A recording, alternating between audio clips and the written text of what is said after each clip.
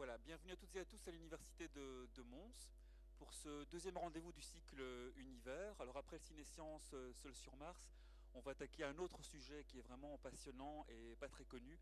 C'est celui de la machine denticitaire. Alors pour en parler, on a la chance d'accueillir Jean-Jacques Dupas qui nous vient expressément de Paris pour l'occasion. Donc merci Jean-Jacques d'être venu, tu es bienvenu ici. Et je vais te laisser la parole pour te présenter, tu feras ça mieux que moi. Voilà. D'accord. Bonne soirée à tous. Bonsoir à tous. Je suis vraiment très heureux d'être parmi vous ce soir. Alors d'autant en fait que j'ai eu la chance de faire mes études à Lille et donc je suis allé souvent en Belgique et pour moi la Belgique est liée à beaucoup de très très bons souvenirs. Et donc c'est avec grand plaisir que j'ai accepté cette invitation. Donc dans un premier temps, je vais commencer déjà par me présenter. Comme on vous a dit, je m'appelle Jean-Jacques Dupas. Donc d'un point de vue professionnel, je travaille au CEA, le Commissariat à l'énergie atomique, qui est une institution française. En fait, c'est le plus grand centre de recherche technologique d'Europe, hein, puisque on travaille sur beaucoup de sujets. Et en particulier, moi je travaille dans une partie où on s'occupe plus particulièrement des applications militaires. Donc vous comprendrez très bien que je ne vous parle pas plus de mes activités professionnelles. Alors quand je travaille pas, en fait, je suis aussi un passionné de vulgarisation scientifique. Et en particulier, par exemple, je participe au magazine Tangente, qui est le seul magazine de vulgarisation au monde de maths, et qui est aussi disponible depuis un certain nombre d'années en Belgique, puisque nous avons un certain nombre de collaborateurs belges qui font d'ailleurs de très très bons articles. Donc je suis à la fois je suis un des rédacteurs et je fais partie aussi du comité d'organisation. Et en plus, je préside une association qui s'appelle Playmat. Et cette association, comme son nom l'indique, a pour but de rendre les maths sexy. Et ce que je veux dire, c'est qu'en ces jours un petit peu sombres, si les gens faisaient plus de sciences, ils auraient peut-être un esprit critique un petit peu plus développé et on n'aurait certainement pas tous les problèmes qu'on a aujourd'hui, que l'on rencontre aujourd'hui. Donc c'est pour ça aussi d'ailleurs que je suis toujours prêt à venir parler de science et à faire que les gens aient envie de se consacrer à ces sujets.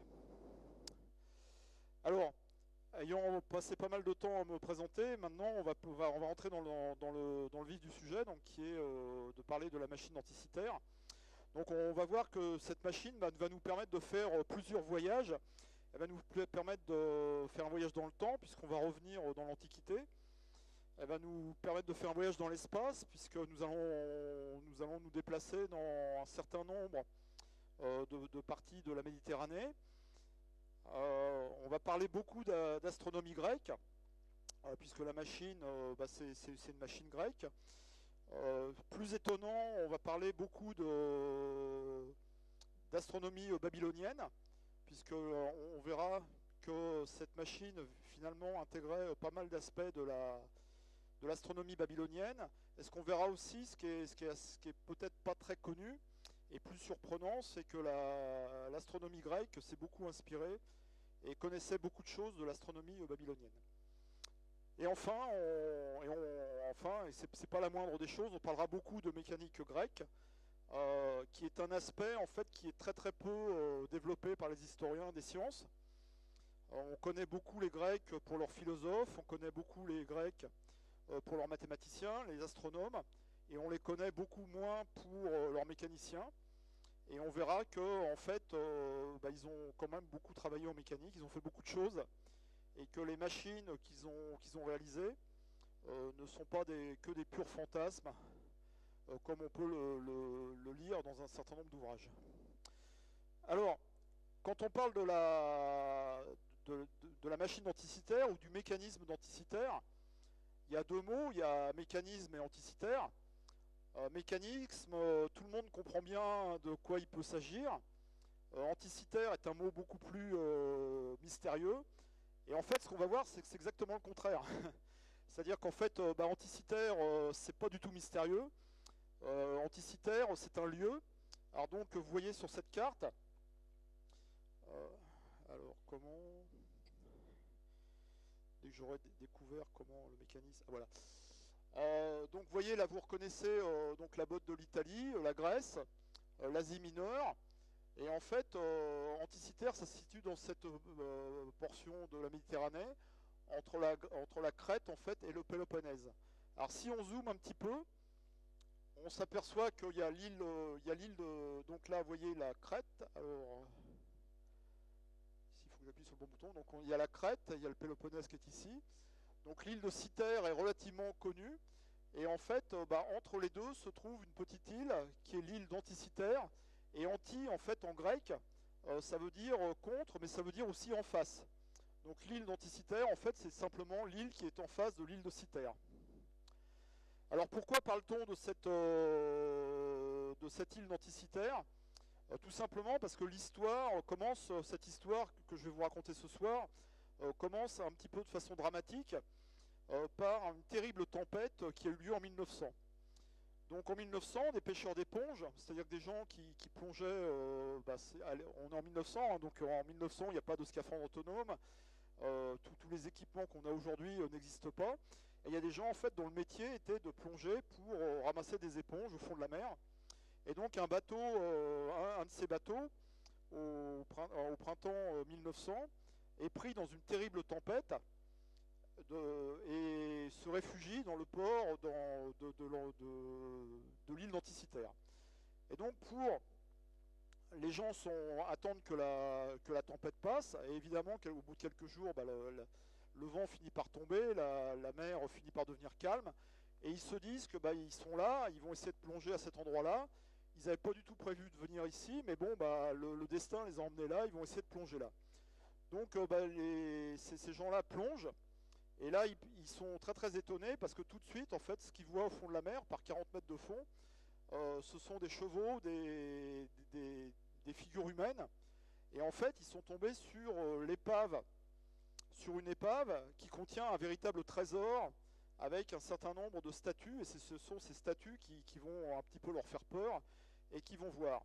Donc tout de suite, ces gens-là, en 1900, ils vont avoir l'idée d'aller contacter le gouvernement grec, et en fait le renflouement de cette épave va être un des premiers renflouements qui va être organisé par une nation, par le gouvernement grec en l'occurrence, puisque vous savez que malheureusement, il y a beaucoup d'épaves qui sont découvertes et qui sont systématiquement pillées. Les gens ne vont pas vont pas aller voir les autorités pour qu'on les empêche de faire des choses. Alors en fait, ce renflouement va être fait l'année d'après. Alors on est toujours en 1900, hein, donc ça va se faire dans des conditions très très difficiles. Et d'ailleurs, il y aura, de mémoire, il y a eu un mort. Et il y a eu quelqu'un aussi de très gravement paralysé, puisque à l'époque, on est en 1900, il n'y a pas de palier de décompression. Donc les gens plongent à 40 mètres de fond, ils vont chercher des choses et ils remontent tout de suite. Et donc effectivement, ces gens-là risquaient leur vie, et effectivement, il y a eu un certain nombre de gens très, très, très, très blessés. Alors donc là, vous voyez un certain nombre de statues qui ont été remontées, qui font partie du trésor d'Anticythère, donc qui font partie de ce qui a été remonté par le gouvernement grec pour le renflouement de cette épave. Alors c'est un trésor vraiment fabuleux, hein. Il y a eu vraiment beaucoup de statues, beaucoup d'objets, il y avait des bijoux, il y avait des pièces d'or, c'était vraiment inespéré de trouver une telle épave. Et en fait, il y a eu un certain nombre de statues qui étaient abîmées, et donc on a ramassé au fond de l'eau tout ce qu'on a trouvé et qu'on pensait pouvoir se rattacher à une statue et pouvoir reconstituer une statue. Donc il y a un morceau de bronze qui a été mis tout simplement dans une caisse, et les gens en fait, quand ils ont commencé à reconstituer les statues, ils ont ouvert toutes les caisses où ils avaient mis des morceaux de bronze, et pour voir s'ils ne pouvaient pas les rabouter aux morceaux qu'ils avaient déjà. Et là ils ont une super surprise, c'est qu'en fait ils ont vu apparaître le morceau de bronze qui était plein de concrétion, qui était d'un seul bloc. En fait, une fois séché, il est tombé en plusieurs morceaux, et ils ont vu apparaître une roue dentée. Donc là, vous avez une image d'une des pièces là. la plus grosse pièce de la machine denticitaire. Donc c'est une photo que j'ai eu la chance de prendre au musée d'Athènes, au musée archéologique d'Athènes. Et vous voyez très bien cette grande roue là avec les deux rayons sous forme de croix. Et si on regarde bien, on voit les dentures. Alors on en voit à certains autres endroits aussi, on voit un certain nombre de roues dentées. Donc là de nouveau un autre morceau. Donc là on voit très très bien, alors je ne sais pas si vous voyez de votre place, mais ici on voit très très bien la denture. Alors donc une fois qu'on a découvert ça, ça a été un peu la stupeur. Donc encore un autre morceau de la machine denticitaire. Alors ce morceau-là, encore un autre morceau, on voit très bien les rainures, on en reparlera tout à l'heure de ces rainures-là. Vous voyez, on voit très bien un certain nombre de rainures. Puis on voit très bien au milieu qu'il y a quelque chose, il y a une sorte d'axe. Alors aujourd'hui, en fait, il y a 82 morceaux. Donc là, vous les voyez, là, c'est une photo qui est prise par le magazine Nature. Alors en fait, au tout début, quand les gens ont trouvé ça, ils n'ont pas beaucoup cru, quoi. Ils ont pensé en fait qu'on leur avait fait une grosse farce. C'est-à-dire qu'en gros, quelqu'un avait laissé tomber son réveil de matin au fond de la mer, et puis qu'on l'avait ramassé, et puis que simplement c'était quelque chose qui n'était pas du tout de cette époque-là, qui se trouvait à cet endroit-là, quoi. Mais il y a quand même des gens qui ont pensé que ça pouvait être une vraie machine. Et dès 1905, en fait, il y a un philologue allemand qui s'appelle Albert Rehm, qui s'est dit que c'était peut-être une machine astronomique. Alors en fait, il y a eu tout un tas d'hypothèses qui ont été faites, mais il y avait vraiment beaucoup de sceptiques. Il y avait vraiment beaucoup de gens qui pensaient que cette machine n'était pas du tout liée au trésor qu'ils avaient trouvé. Alors en fait, toutes les hypothèses les plus folkloriques vont avoir cours jusque dans les années 1959. Hein. Donc vous voyez, entre 1901 et 1959, ça fait une longue période. Alors il y a eu une première expédition de Cousteau dans les années 53, où ils ont récupéré encore un certain nombre de choses. Et en fait, ce qui a relancé l'étude de la machine denticitaire, c'est le premier article de l'américain Derek John Desola Price, que j'appellerai Price par la suite, hein, qui a donné un article dans Scientific American. Et en fait, lui, il a compris qu'il y avait certainement un certain nombre de roues dentées, et il a commencé à essayer de donner une explication à l'utilisation de la machine. Mais typiquement, pour lui, c'était une machine astronomique. Alors ensuite, il va se passer encore pas mal d'années, jusqu'à ce qu'en 1974, Price réussit à faire des radios de la machine. Et là, on a commencé à voir un certain nombre de roues dentées qui vont apparaître. Alors en 85, il y a encore de nouveau une expédition de Cousteau, qui, pour beaucoup d'ailleurs, va faire plus de dégâts, va plus abîmer le site que ne va révéler de choses. Alors la seule chose intéressante en fait de cette expédition, c'est qu'on va trouver des pièces qui vont permettre de dater en fait faire une première datation du naufrage. Et donc ça a permis de dater le naufrage aux alentours des années moins 60 avant Jésus-Christ. Donc ensuite, fort de ces premières radios, il y a quelqu'un qui va se passionner pour la machine, qui est Michael Wright. Alors ce monsieur qui est toujours vivant, hein, avec qui j'ai eu la chance d'ailleurs d'échanger quelques mails, va se passionner pour la machine, et lui c'est un passionné de mécanique. Il travaillait au musée des sciences de Londres, et pour se détendre, il construisait des trompettes. Donc en cuivre, enfin avec des alliages de cuivre, enfin il faisait des instruments, etc. Et à partir de cette époque-là, il va essayer de reconstruire la machine denticitaire, l'étudier. Il va d'ailleurs réussir à en construire plusieurs versions. Alors pour la petite histoire, en fait c'est quelqu'un qui va avoir énormément de problèmes avec sa hiérarchie, qui vont plus ou moins lui interdire de travailler sur la machine, lui donner un maximum de travail pour être sûr qu'il n'ait pas le temps de faire autre chose. Enfin, il va avoir une vie assez compliquée jusqu'à ce qu'il soit enfin reconnu plusieurs années plus tard. Alors ensuite, vraiment ce qui va changer la vie de la machine, c'est la fondation du projet de recherche sur le mécanisme denticitaire en 2000. Et ces gens-là donc, vont réussir en 2005 à faire une tomographie, faire une tomographie par deux sociétés, donc Hewlett-Packard et X-Tech. Alors en fait, ça aussi, ça a été toute une aventure, hein, parce que évidemment, les gens du musée archéologique de grec voulaient absolument pas qu'on sorte la machine. La machine est très très fragile, hein. Aujourd'hui, les restes qui sont exposés sont très très fragiles.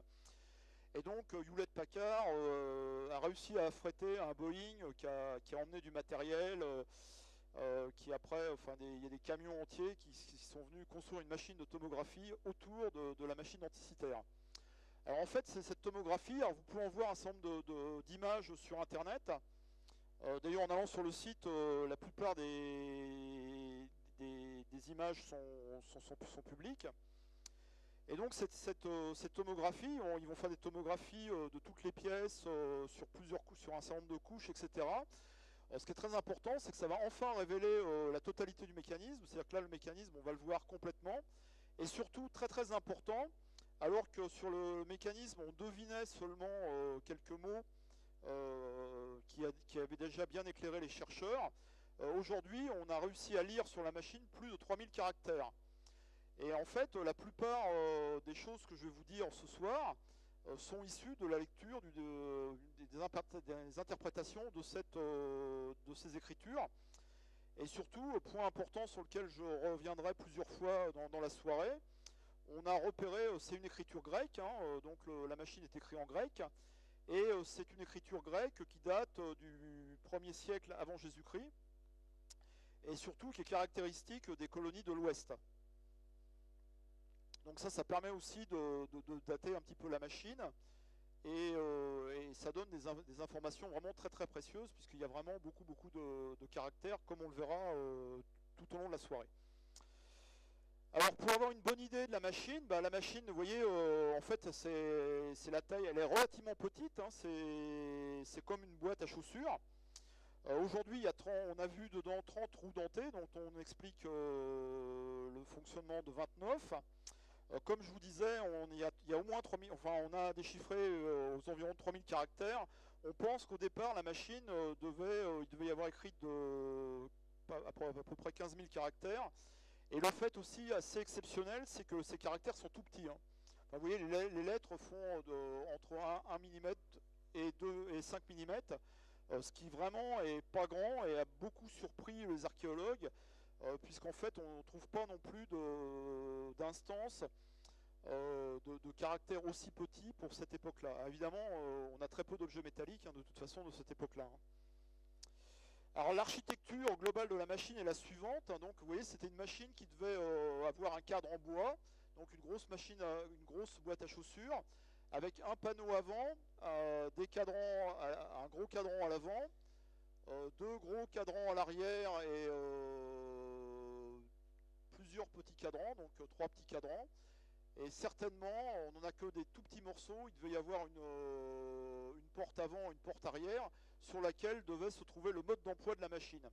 Alors malheureusement, ce mode d'emploi, on ne l'a pas, et c'est très très dommage, parce que si on l'avait, on saurait exactement comment il fallait se servir de la machine, et à quoi exactement, pourquoi elle était faite, alors que là, il a fallu quand même deviner beaucoup de choses.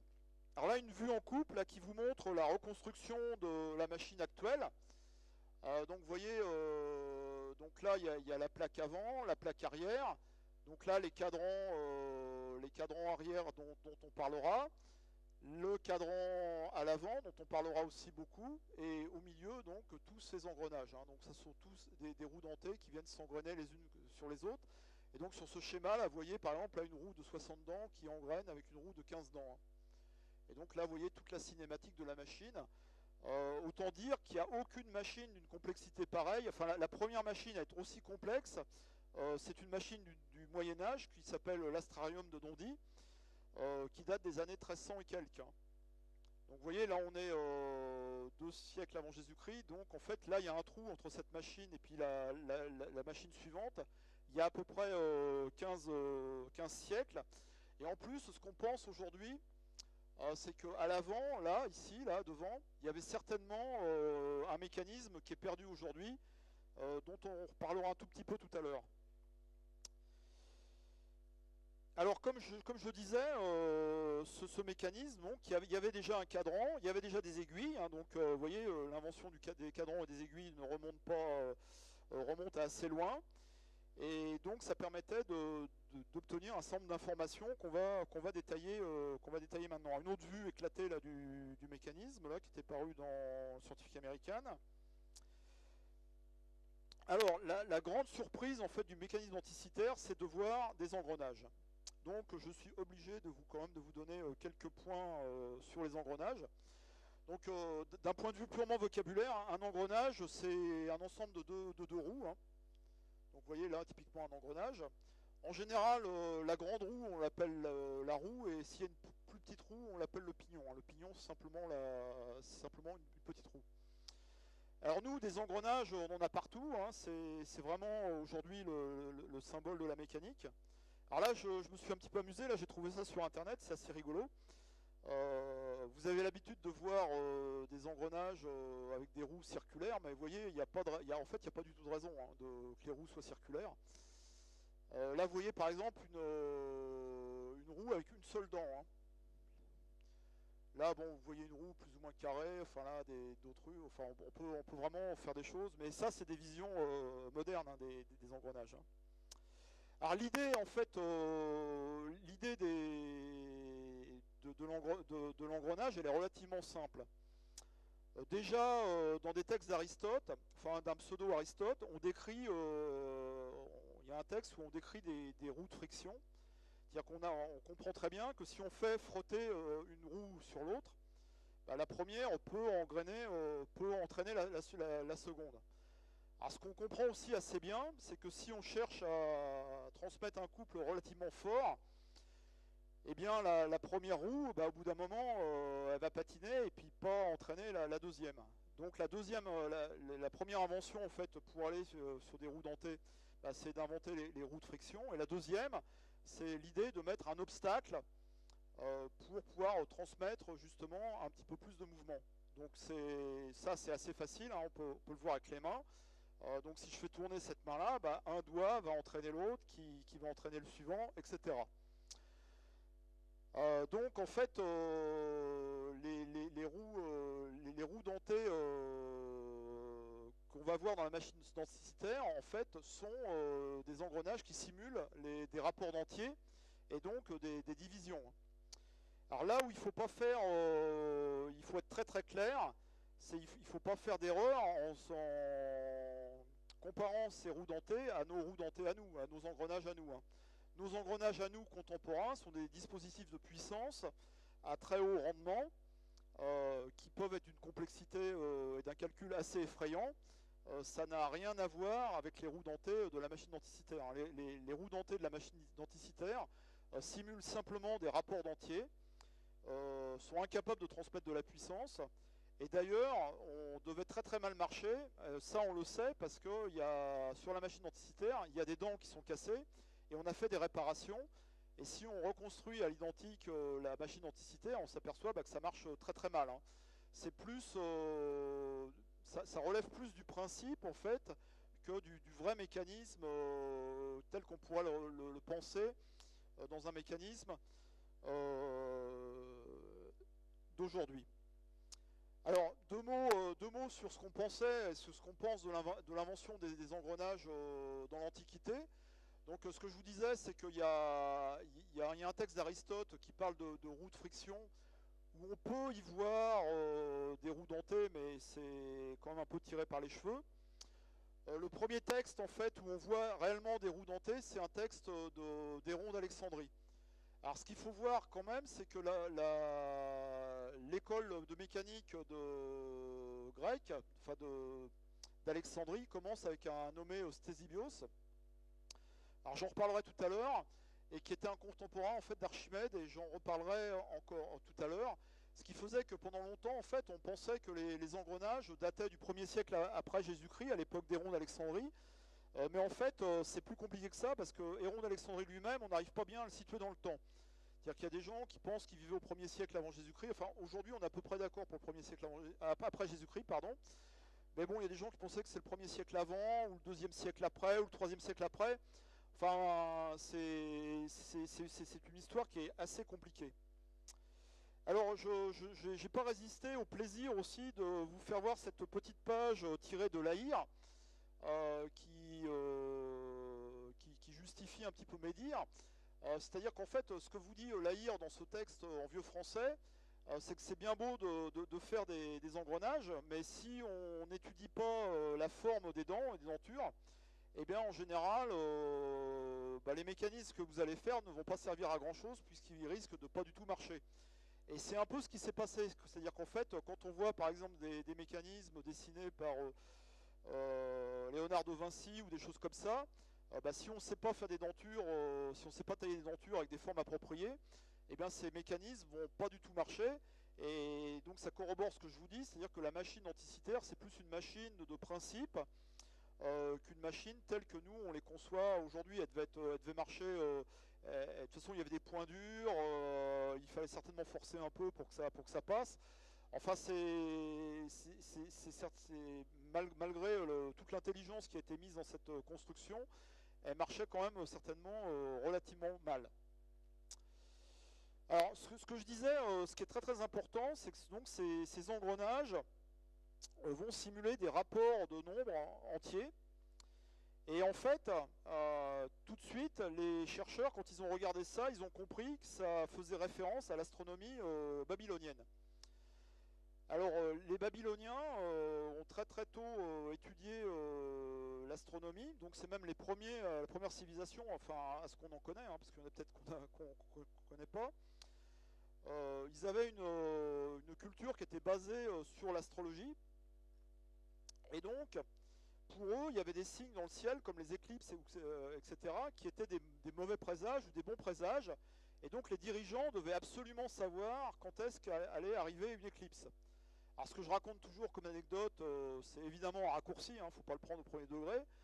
En gros, quand ils savaient qu'il allait y avoir le roi de Babylone, quand il y avait une éclipse qui allait arriver, comme une éclipse c'est un mauvais présage, il nommait son ennemi à la tête du pays, il disait tiens, j'abandonne, cher peuple, je vous ai entendu, mon ennemi va prendre la place. Il y avait une éclipse qui arrivait la semaine d'après, il disait ah, j'ai nommé celui que vous vouliez, mais vous voyez, le ciel n'est pas content, il vous a envoyé un super mauvais présage. Et donc, celui-là, comme il y a eu une éclipse pendant son règne, il faut le tuer, et puis je suis désolé, je suis obligé de revenir. Hein, donc, en gros, à cause de ça, ils payaient donc des astronomes, et ils ont payé des astronomes pendant des centaines d'années, qui ont noté scrupuleusement tous les soirs. En plus, à Babylone, il fait un peu plus beau qu'à Mons, donc c'est un peu plus facile, quoi. Et à force de noter donc l'occurrence des planètes, les levées, les couchers, etc., ils ont fini par mettre au point des cycles, vérifier qu'il y avait des cycles et trouver des cycles, mais des cycles arithmétiques. C'est-à-dire qu'ils savaient qu'au bout de 5 fois ça, plus 7 fois ça, il devait arriver ceci, cela. Et ils avaient un modèle qui était certainement très très élaboré, et qui permettait de faire des tas de choses et d'avoir une bonne idée. Ça devait être relativement prédictif. Alors, il faut être quand même un peu méfiant, il faut mettre quand même quelques bémols. Hein, c'est-à-dire que quand ils pensaient, ils avaient certainement des cycles qui leur permettaient de savoir, par exemple, qu'il allait y avoir une éclipse de lune. Mais l'éclipse pouvait très bien ne pas arriver. Hein. Il y avait une chance que ça se passe, mais c'était quand même qu'une chance. Hein. Et en fait, cette astronomie donc basée sur des cycles, eh bien, nous allons la retrouver complètement dans la machine, et c'est ce que je vais vous expliquer maintenant. Alors avant ça, il faut faire aussi un petit aparté sur les calendriers, parce qu'on retrouve sur la machine denticitaire plusieurs calendriers. Alors en fait, le calendrier, c'est un sujet très très sensible, hein, et il faut tout de suite mettre au point les choses, c'est-à-dire que dire que de faire un calendrier qui soit parfait, c'est pas possible, pour la simple et bonne raison que les deux astres qui vont nous occuper dans les calendriers en général, c'est la Lune et le Soleil, et surtout le Soleil, mais que comme l'année en fait ne tombe pas un nombre entier de jours ni la Lune, et qu'en plus même les cycles astronomiques sont pas constants, donc qui bougent, faire un calendrier qui soit parfait et qui reflète parfaitement ce qui se passe dans le ciel, c'est impossible. Alors ce qu'on pense aussi au travers de l'histoire, c'est que faire des calendriers, bon, c'est une tâche qui n'est pas facile. Donc les gens ont eu, bon, le décompte des jours, ça c'est facile. Un jour, enfin, quand je dis c'est facile, en Suède, c'est un peu plus compliqué, hein, parce que des fois, il se passe des choses pendant très très longtemps. Et en général, bon, les gens ensuite ont essayé de grouper les jours pour faire des semaines, des choses qui soient plus faciles un petit peu plus longs et faciles à manier. Alors bizarrement d'ailleurs, vous voyez, en général, les calendriers dans l'Antiquité faisaient 10 jours, hein. Puisque chez les Grecs, chez les Égyptiens, la semaine faisait 10 jours. Alors l'exception, bah, c'est justement nos chers Babyloniens qui étaient... alors non seulement ils faisaient de l'astrologie, ce qui est déjà très regrettable, et ensuite ils étaient très superstitieux, quoi. Vous me direz, quand on fait de l'astrologie, en général, on est assez superstitieux, quoi. Et donc comme eux, dans leur superstition, le 7e jour, il fallait rien faire, c'était un jour néfaste, et ben ils faisaient rien. Et donc la semaine faisait 7 jours chez eux, et c'est ce système qui nous est arrivé. Alors ensuite, les hommes ont bien vu que dans le ciel, bah, la lune revenait quand même assez régulièrement, et donc ce qu'on pense, c'est que tous les premiers calendriers étaient lunaires. D'ailleurs, oui, on sait que par exemple le calendrier grec primitif était lunaire, enfin le calendrier juif primitif était lunaire, etc. Parce que ça paraît une bonne idée au départ. C'est facile, un mois lunaire, ça fait pas beaucoup, etc. Alors le problème, c'est qu'il y a un super souci avec le calendrier lunaire, c'est que l'agriculture, elle est basée sur le soleil. Ceux qui ont des calendriers lunaires ne font pas d'agriculture. C'est pas possible. Parce que là, malgré tout ce qu'on dit sur la Lune, en fait, la force de gravitation de la pleine Lune, quand vous passez sous la tour Eiffel, vous avez une force de gravitation qui est beaucoup plus grande. Et il n'y a pas de femme qui accouche, par exemple, en passant sous la tour Eiffel, quoi. Donc quand on vous dit que, par exemple, la Lune provoque des accouchements, la pleine Lune, soyez un peu méfiant, quoi. Alors d'ailleurs, ma fille, pour me faire pester, évidemment, est née pendant la pleine Lune, quoi. Alors donc, bah, pour passer au calendrier solaire, en général, ce que les gens ont essayé de faire, c'est de passer par une étape qui est le calendrier lunisolaire. Hein, d'ailleurs, par exemple, ça c'est ce calendrier juif, le calendrier grec était aussi lunisolaire. Et les Égyptiens, les premiers Égyptiens, pour qui le plus important, en fait, était le retour de la crue du Nil, ont adopté très très tôt un calendrier solaire. Alors d'ailleurs, vous voyez, ironie de l'histoire, les premiers Égyptiens calendrier solaire, bon, très bien, ils étaient dans la modernité tout de suite. Après, les Grecs sont arrivés, ils ont pris un calendrier lunisolaire, et maintenant ils ont un calendrier lunaire. J'ai cherché l'erreur.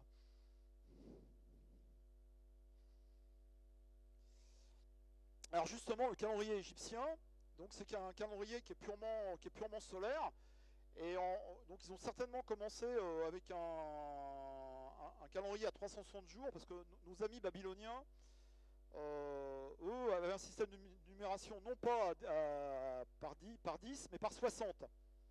Donc imaginez les petits babyloniens à l'école, il fallait qu'ils se tapent 60 tables. Très très peu pratique. Et donc comme c'est très peu pratique, ils utilisaient deux sous-bases, dont une base 12.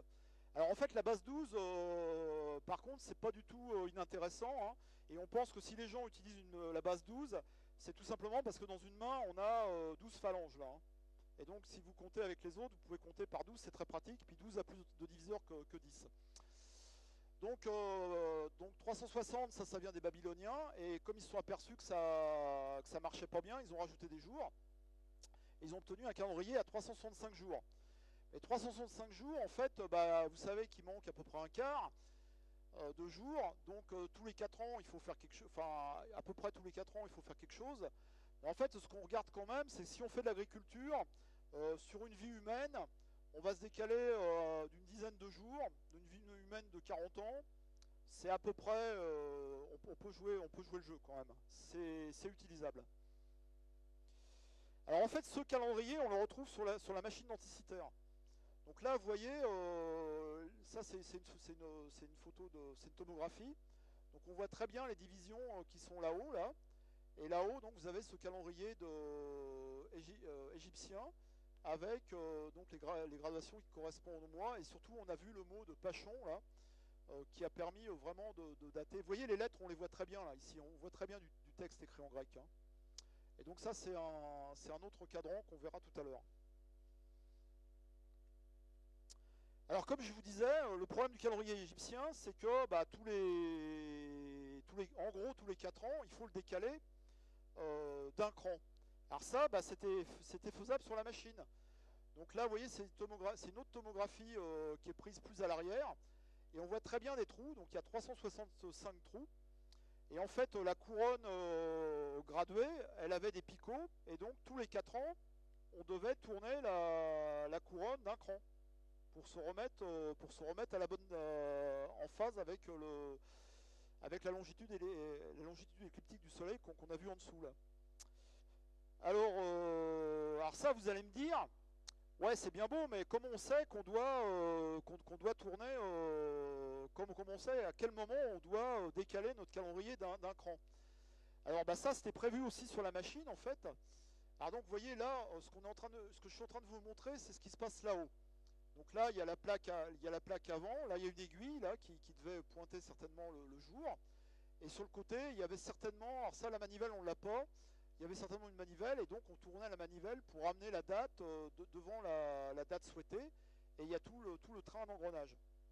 Et en fait, en étudiant les engrenages, là on a été très surpris par trouver un petit cadran que vous voyez en photo ici. Là, et si alors là en rouge, vous voyez les lettres qu'on a vraiment lues. Et en bleu, celle qu'on a devinées. Et en fait, bah, ce qu'on voit, en fait, c'est un cadran qui est divisé en 4. Et on voit donc Néméa, Isthmia, Pythia, Olympia. Et ça, en fait, c'est les Jeux. Donc les Grecs, c'était comme nous. Donc tous les 4 ans, il y a les Jeux Olympiques. Et puis nous, bah, au milieu des 4 ans, alors, je suis désolé, je suis nul en sport. Donc je ne saurais pas vous dire quand est-ce que tombe la Coupe du Monde de football, la Coupe du Monde de rugby, etc. Mais enfin, vous voyez qu'on s'est arrangé quand même que pour les sportifs, il y ait des choses tous les ans, quoi, qu'ils ne soient pas trop frustrés, quoi. Donc tous les ans, on leur met des trucs. Et ben les Grecs, c'était pareil. Tous les ans, ils avaient des jeux. Et donc, ils avaient un cycle de tous les 4 ans pour les Jeux Olympiques. Et donc, on a été très très surpris par ce... Il y a eu pas mal de papiers qui ont été écrits sur ce cadran.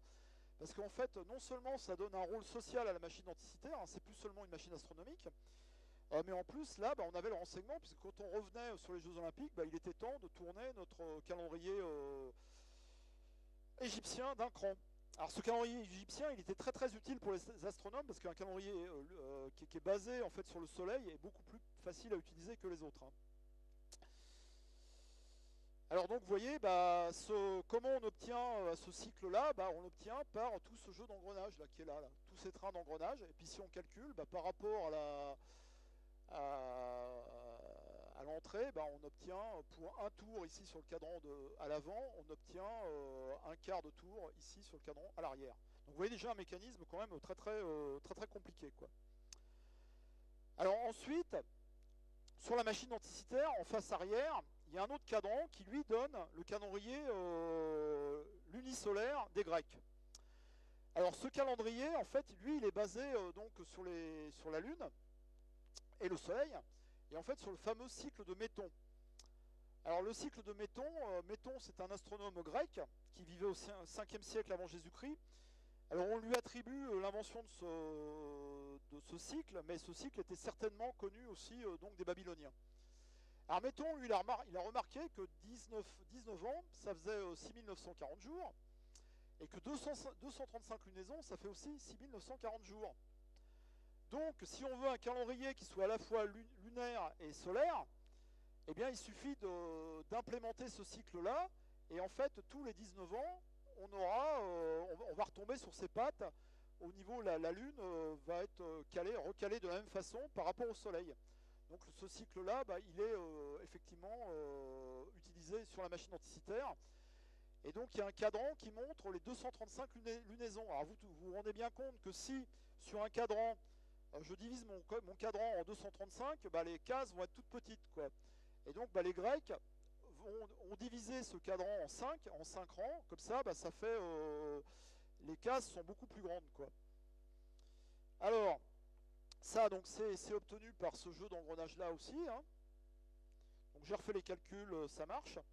Et ce fameux cadran, le voici. Alors ça, en fait, c'est une vision complète du cadran. Alors là, vous voyez, en rouge, en fait, on voit, comme d'habitude, on voit en rouge tout ce qu'on a lu sur la machine, et tout ce qui est en bleu, c'est tout ce qu'on imagine être exister sur la machine. Alors vous voyez aussi là, on parlera de ces caractères là qui sont là tout à l'heure, un petit peu plus tard. Alors c'est ce que je viens de vous expliquer. Donc alors le problème du calendrier lunaire, c'est que comme une lunaison ça fait 29 jours 53, soit dans l'année on met 12 lunaisons et c'est trop court, soit on en met 13 et c'est trop long, ça fait un petit peu plus. Donc pour construire un tel calendrier, il faut en fait il faut essayer de tricher un petit peu, quoi. Donc ce que je vous marque là, c'est que 19 années donc, de 12 mois, normalement ça fait 228 lunaisons. Et en fait, comme il y en a 235, il en manque 7, donc ça veut dire qu'il faut rajouter des mois. Et donc qu'est-ce que font les Grecs? En fait, il y a des mois qui vont doubler certaines années. Donc il y a certaines années, il y a un mois qui double, alors c'est les années 1, 3, 6, 9, 11, 14, 17. Et voilà donc ce qui se passe quand on fait ça. Alors quand on fait ça, vous voyez, donc là vous avez la limite de notre année à nous, là. Et donc la première année est un petit peu plus longue. Et après, en fait, on répartit les doublements de mois pour qu'à la fin, on retombe sur nos pattes. Alors vous voyez, déjà, c'est pas simple.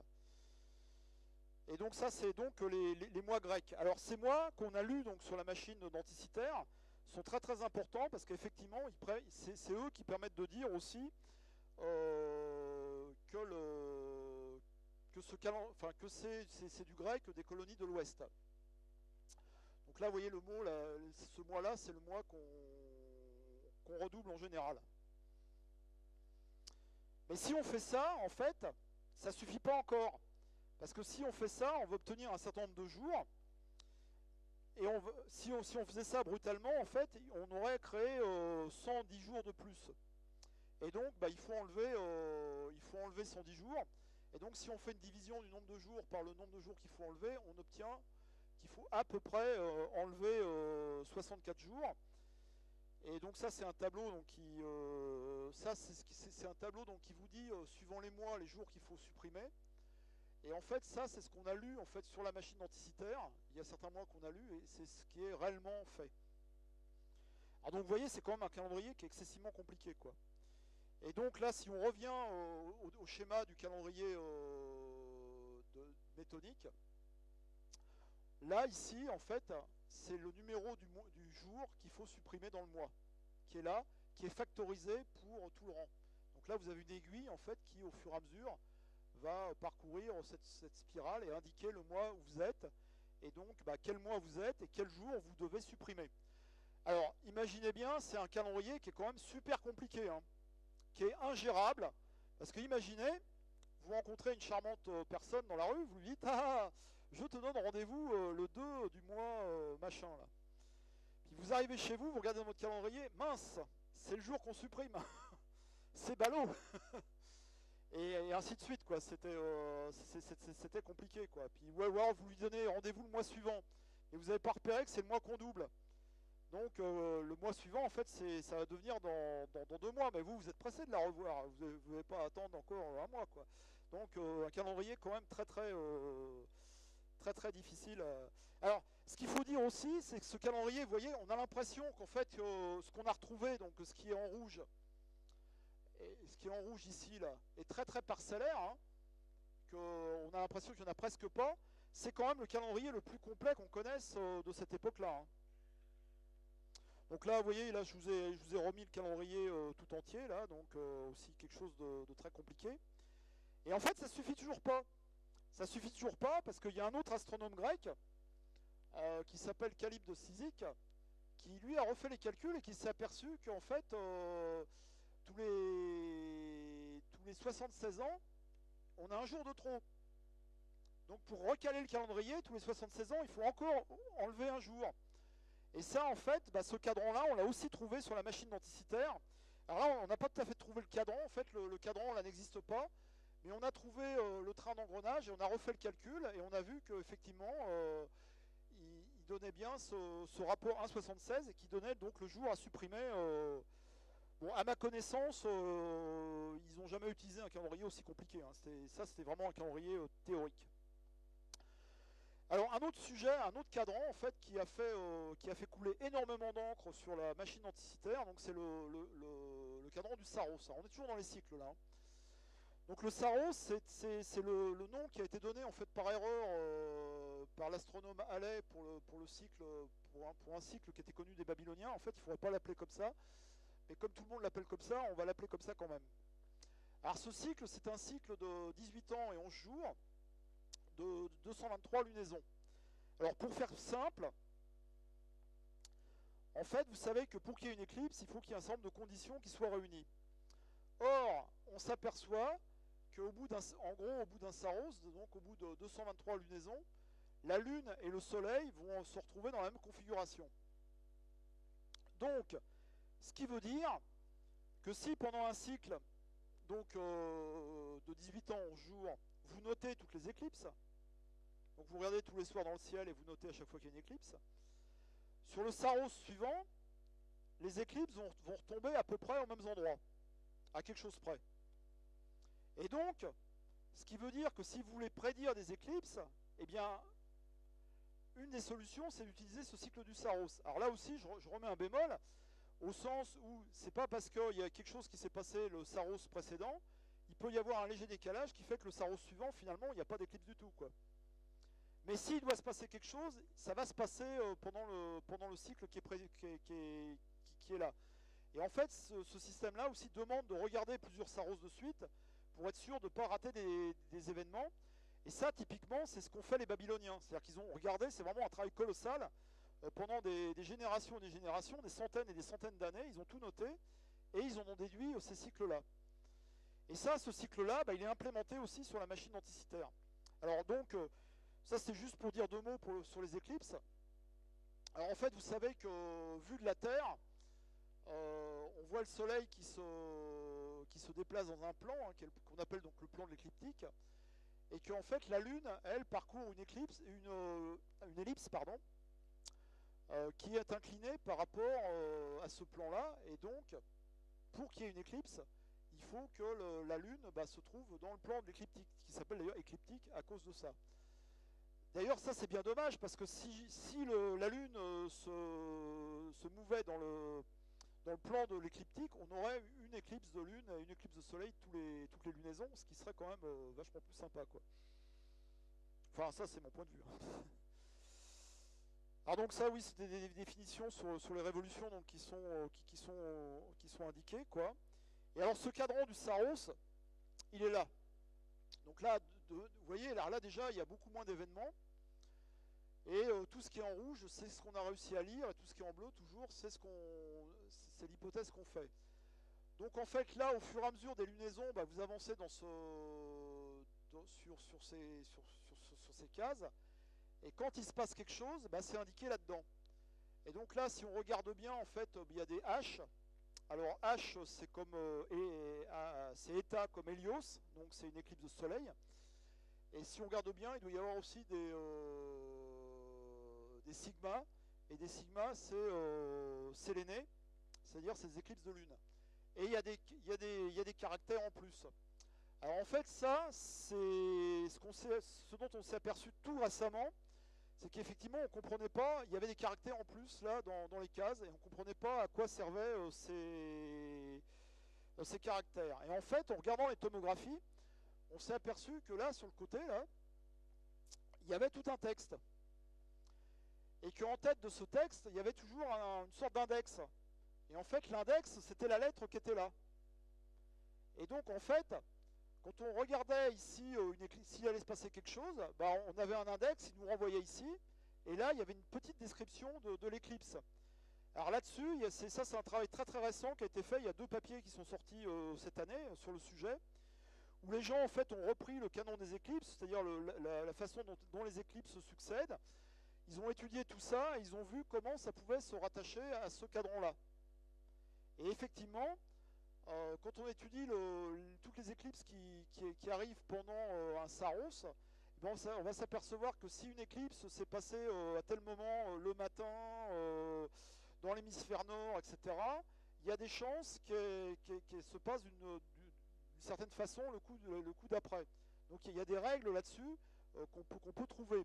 Et en fait, ces règles, eh ben, elles étaient gravées sur la machine. Donc non seulement c'était un outil qui permettait d'avoir des idées pour pouvoir prédire. J'aime pas le mot prédire parce que c'est pas vraiment une prédiction, mais pour avoir une idée sur ce qui allait se faire.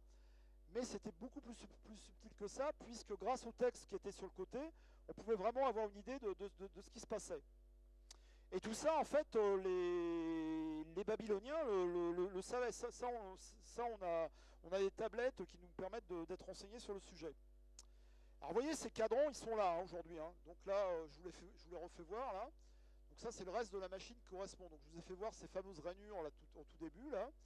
Ils sont ici, et là, pour ce cadran, vous voyez, le cadran du Saros, là, on en a quand même un relativement grand morceau. Alors, vous voyez, bon, bah, toujours pareil, les trains d'engrenage qui permettent de faire tout ça. Et en plus, on s'est aperçu que, vous voyez, là, ici, là, on a un tout petit cadran. Et si on regarde bien ce cadran, donc là, il y a marqué, il n'y a rien. Là, il y a état qui correspond à 8, en fait. Et puis là, il y a deux signes qui correspondent à 16. Et en fait, ce cycle du Saros, il n'est pas tout à fait exact.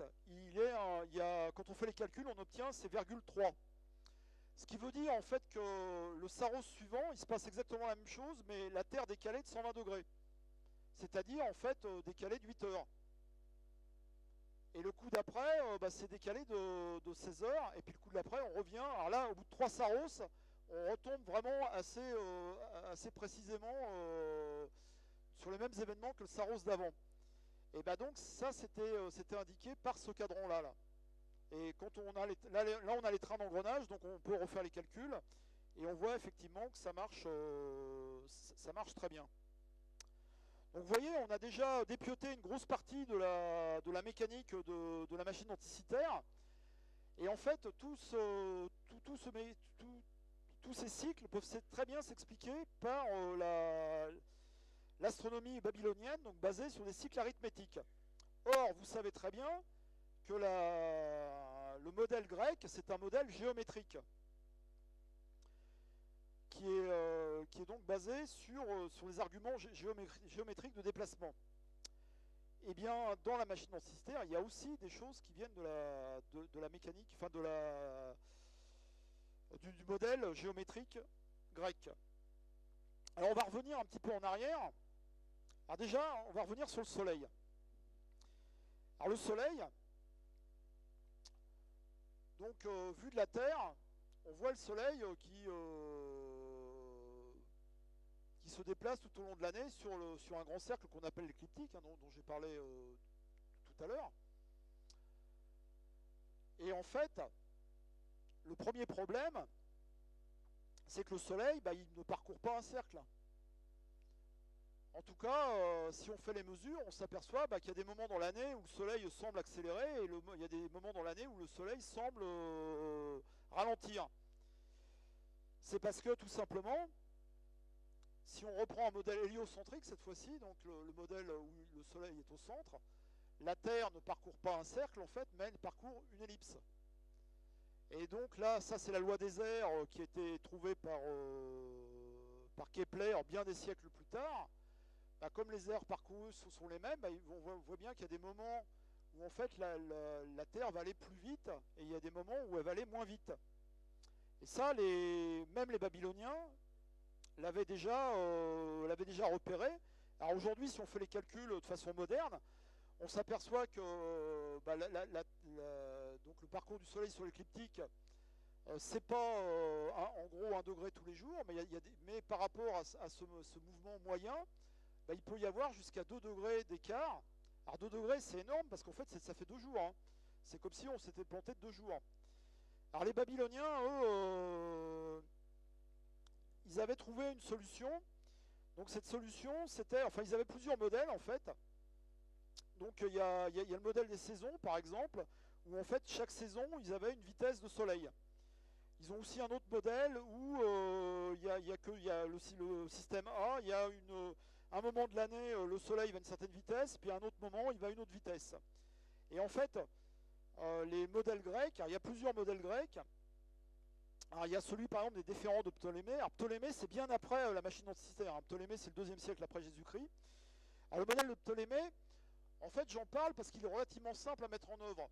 C'est-à-dire, au lieu de dire que la Terre, au lieu de la placer au centre, on la met légèrement sur le côté. Et donc là, en faisant ça, on voit que l'angle va être légèrement différent. Et en fait, si on fait les calculs, eh bien, on voit, enfin déjà, à réaliser, c'est super facile parce que il suffit de mettre l'axe de rotation, au lieu de le mettre au milieu, on le met sur le côté, et puis on décale en fait le cadran, et puis on y voit que du feu, ça marche très bien. Et si on fait le calcul, en faisant, vous voyez, un excentrique, là, sur 20 ans, eh bien, on voit que l'erreur, elle est ramenée de 2 degrés, elle est ramenée à 0,02 degrés. Donc ça, c'est un modèle qui est très simple à mettre en œuvre. Et d'ailleurs, les constructeurs d'astrolabes, c'est ce qu'ils font. Sur un astrolabe, vous avez en général quelque chose qui est excentré comme ça, qui permet de calculer la longitude écliptique du Soleil en fonction de la date, et ça marche très bien, quoi. Alors il y a un deuxième modèle, en fait, qui est le modèle des épicycles. Alors le modèle des épicycles, qui est plus de l'époque de la construction de la machine, c'est de dire il va y avoir un Soleil moyen qui va se déplacer ici, et puis en fait le vrai Soleil, vu de la Terre, il va tourner autour de ce truc-là, donc il va être tantôt en avance, tantôt en retard. Et ça, en fait, aujourd'hui, c'est ce qu'on pense qui était construit sur la machine denticitaire, mais là, on n'a pas le mécanisme. Mais on pense quand même qu'en fait, il y avait une aiguille donc, qui donnait la date sur le calendrier, et il y avait une autre aiguille à côté qui était donc montée sur un pignon là, qui tournait autour d'une roue fixe, et qui donc donnait la longitude écliptique du Soleil avec une très très bonne précision. Mais ça, c'est un peu de la spéculation, parce que là, ce modèle-là, on ne l'a pas. Alors là, vous voyez, le modèle avec épicycle, lui, est très très bon. Puisque c'est de l'ordre, vous voyez, de 0,01 degré. Alors d'ailleurs, ça c'est un truc qui est assez important, c'est que le modèle grec, les modèles géométriques grecs avec que des cercles, bon, nous aujourd'hui, avec notre science contemporaine, ça fait un peu rire.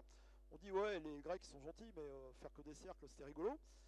Mais nous, par exemple, c'est un peu l'idée qu'on a eue quand on a fait les transformations de Fourier. C'est-à-dire, qu'est-ce qu'on fait quand on fait du Fourier? On remplace tous les mouvements périodiques par des sinus. On fait exactement la même chose. On se ramène à des choses qu'on connaît. Et les Grecs ont fait la même chose. Ils se sont ramenés à des cercles, quelque chose qu'ils connaissaient. Alors, et on voit par le calcul que ça marche très bien. Alors, la Lune. Alors ça, c'est le morceau de bravoure de la machine denticitaire, c'est la Lune. Tout à l'heure, je vous ai dit, en fait, la première idée qu'ont eu les gens quand ils ont fait des calendriers, c'est de faire des calendriers lunaires. Parce qu'au départ, ça paraît super simple. Et puis, il n'y a pas besoin d'être un grand savant pour voir que la Lune, elle revient. D'ailleurs, je crois que ce soir, c'est la pleine Lune. Donc, si vous regardez dehors, vous verrez la pleine Lune. Et vous avez déjà vu ça il y a un mois à peu près, puis que vous reverrez ça dans un mois. Alors, derrière cette apparente facilité,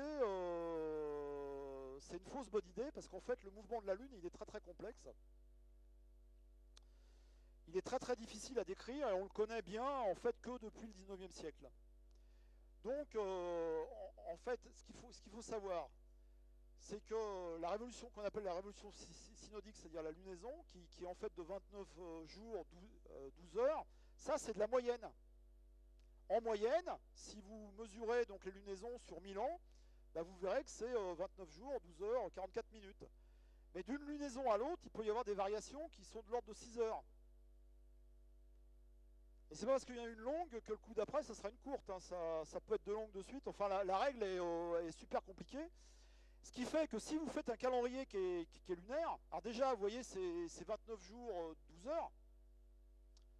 D'accord? Donc déjà, c'est pas un nombre entier, puis il y a les 44 minutes là qui posent problème. Ça va être très très compliqué de mettre au point un calendrier. Vous allez mettre au point un calendrier, il y a plein de gens qui l'ont fait lunaire. Et le jour de la pleine lune, vous regardez dehors, ah bah c'est con, c'était hier, c'est demain, ça tombe jamais bien, quoi. Et donc ce qui paraissait une bonne idée au début, ça l'est pas trop, quoi. Alors tout ça pour vous dire aussi qu'il y a donc deux révolutions, il y a la révolution sidérale et la révolution synodique. Donc il y en a une, en fait, c'est la Lune qui a fait un tour autour de la Terre, et l'autre c'est, vous voyez bien que comme la Terre elle-même tourne autour du Soleil, pour être dans la même direction par rapport aux étoiles, en fait, on va pas être tout à fait au même moment. Donc ça introduit une difficulté supplémentaire. Donc quand on fait les calculs de nos histoires de 29 jours, on tombe donc sur le fameux 250 19e là, de tout à l'heure. Et donc on retombe sur nos 19 ans du cycle de lunaison. Et alors cette chose-là, on le voit implémentée dans la machine denticitaire. Encore une fois, il y a les roues dentées qui implémentent cette 254 19e. Et ça, c'est quelque chose qu'on a vu sur la machine, hein, qui existe sur la machine, hein, qui existe bien. En fait, alors là, ça c'est une première reproduction qui a été faite, donc c'est pour ça qu'il y a deux axes là, mais c'est pas ça qu'il faut regarder là. C'est que si vous avez le mouvement de la Lune et le mouvement du Soleil, et que vous faites un différentiel entre les deux, ça on l'a sur la machine denticitaire, et ben vous pouvez directement obtenir les phases de la Lune en coloriant simplement une petite boule en rouge et en noir. Alors ça existe sur la machine. Hein. Donc sur la machine, il y a un différentiel, et il y avait une boule de deux couleurs qui permettait d'indiquer les phases de la Lune. Donc c'est ça. Donc voilà ce différentiel. Alors quand je vous disais tout à l'heure que les mouvements de la Lune étaient très complexes, c'est que si on ne fait que ce que je vous ai montré tout à l'heure, voilà l'erreur. Alors l'erreur, elle est en gros, elle culmine à 7,5 degrés et moins 7,5 degrés. Donc autant vous dire, tout à l'heure j'étais en train de chipoter avec 2 degrés pour le Soleil. Là on est arrivé à 7,5 degrés. C'était pas trop la peine de se casser la tête avec une erreur pareille. Hein. Alors ça c'est pour vous faire peur. Ça, c'est l'équation de la Lune que j'utilise dans mes calculs. Donc vous voyez qu'il y a des termes correctifs. Hein, donc ça, c'est le premier terme, là, c'est simplement le truc cyclique, hein, la moyenne. Hein, et tout le reste, c'est des corrections. Alors là, moi, c'est ce que j'utilise pour mes calculs, parce que j'ai pas besoin d'aller trop loin. Mais sachez que des termes comme ça, il y en a 1000. Hein. Enfin, il y en a 3000, ou il y en a... Ça, c'est les fameuses tables qui ont été établies au 19e siècle. Dont des termes, il y en a... Ouais, je crois qu'il y en a 3000. Donc c'est... Alors ça, c'est tous les termes qu'il faut pour être à moins d'un degré près. D'accord? Donc vous voyez, c'est quelque chose qui est très très très compliqué, quoi. Alors au passage, on s'aperçoit qu'à l'époque de la construction de la machine, on connaissait certainement ces termes-là, quoi. Ça c'est dû à Hipparque, enfin on l'attribue à Hipparque. Et vous voyez, il y a des termes plus tardifs, ceux de Tycho Brahe, ceux de Ptolémée, etc., quoi. Alors, une première approximation qui va être un peu meilleure, donc c'est celle avec correction de l'équation du centre, donc c'est simplement les premiers termes de ce que je viens de vous montrer. En fait, ils sont implémentés dans la machine denticitaire. Alors comment ils sont implémentés? Alors quand on a fait la tomographie, on s'est aperçu d'un truc excessivement curieux dans le mécanisme. On s'est aperçu que bah, là, vous voyez, il y a un pignon d'entrée là qui fait 50 dents, qui engraine avec un truc qui fait 50 dents, qui lui-même est solidaire d'un truc qui fait 50 dents, et qui lui-même fait 50 dents. Donc il y a un arbre d'entrée, il transmet le mouvement ici, qui est transmis là, et on ressort avec la même vitesse en entrée et en sortie. Très très bizarre, parce qu'ils ne se sont pas cassés la tête à faire des engrenages pour faire rien. Alors d'ailleurs, si on regarde de plus près, on s'aperçoit même que c'est un peu plus compliqué que ça, que non seulement il y a ce train qu'on appelle un train épicycloïdal, mais en plus, la roue du milieu bouge. Donc c'est ce grand plateau là qui est là. Donc un mécanisme aussi compliqué pour ne rien faire, très très bizarre. Alors en fait, si on regarde bien, donc c'est ce que je vais vous faire voir là maintenant. Là. Si on regarde bien, cette roue là, elle n'est pas solidaire de celle-là. Il y a une espèce de, enfin il y a un épaulement là. Et puis là, il y a une sorte de téton qui vient s'engager dans une rainure. Alors c'est ce mécanisme-là qui...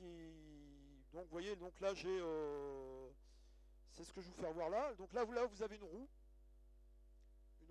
Et sur cette roue, on vient mettre un piton. Et on prend une deuxième roue qui va être excentrée. Donc ça c'est ma deuxième roue. Et puis en fait, on va faire une rainure. C'est-à-dire que la première roue, quand elle va tourner, elle va entraîner la deuxième roue, mais au travers de ce mécanisme-là. Alors ce mécanisme-là, on l'a vu hein, sur les tomographies. Hein. Alors, Si je vous fais voir ça de plus près, attendez, pourquoi? Non, il veut pas.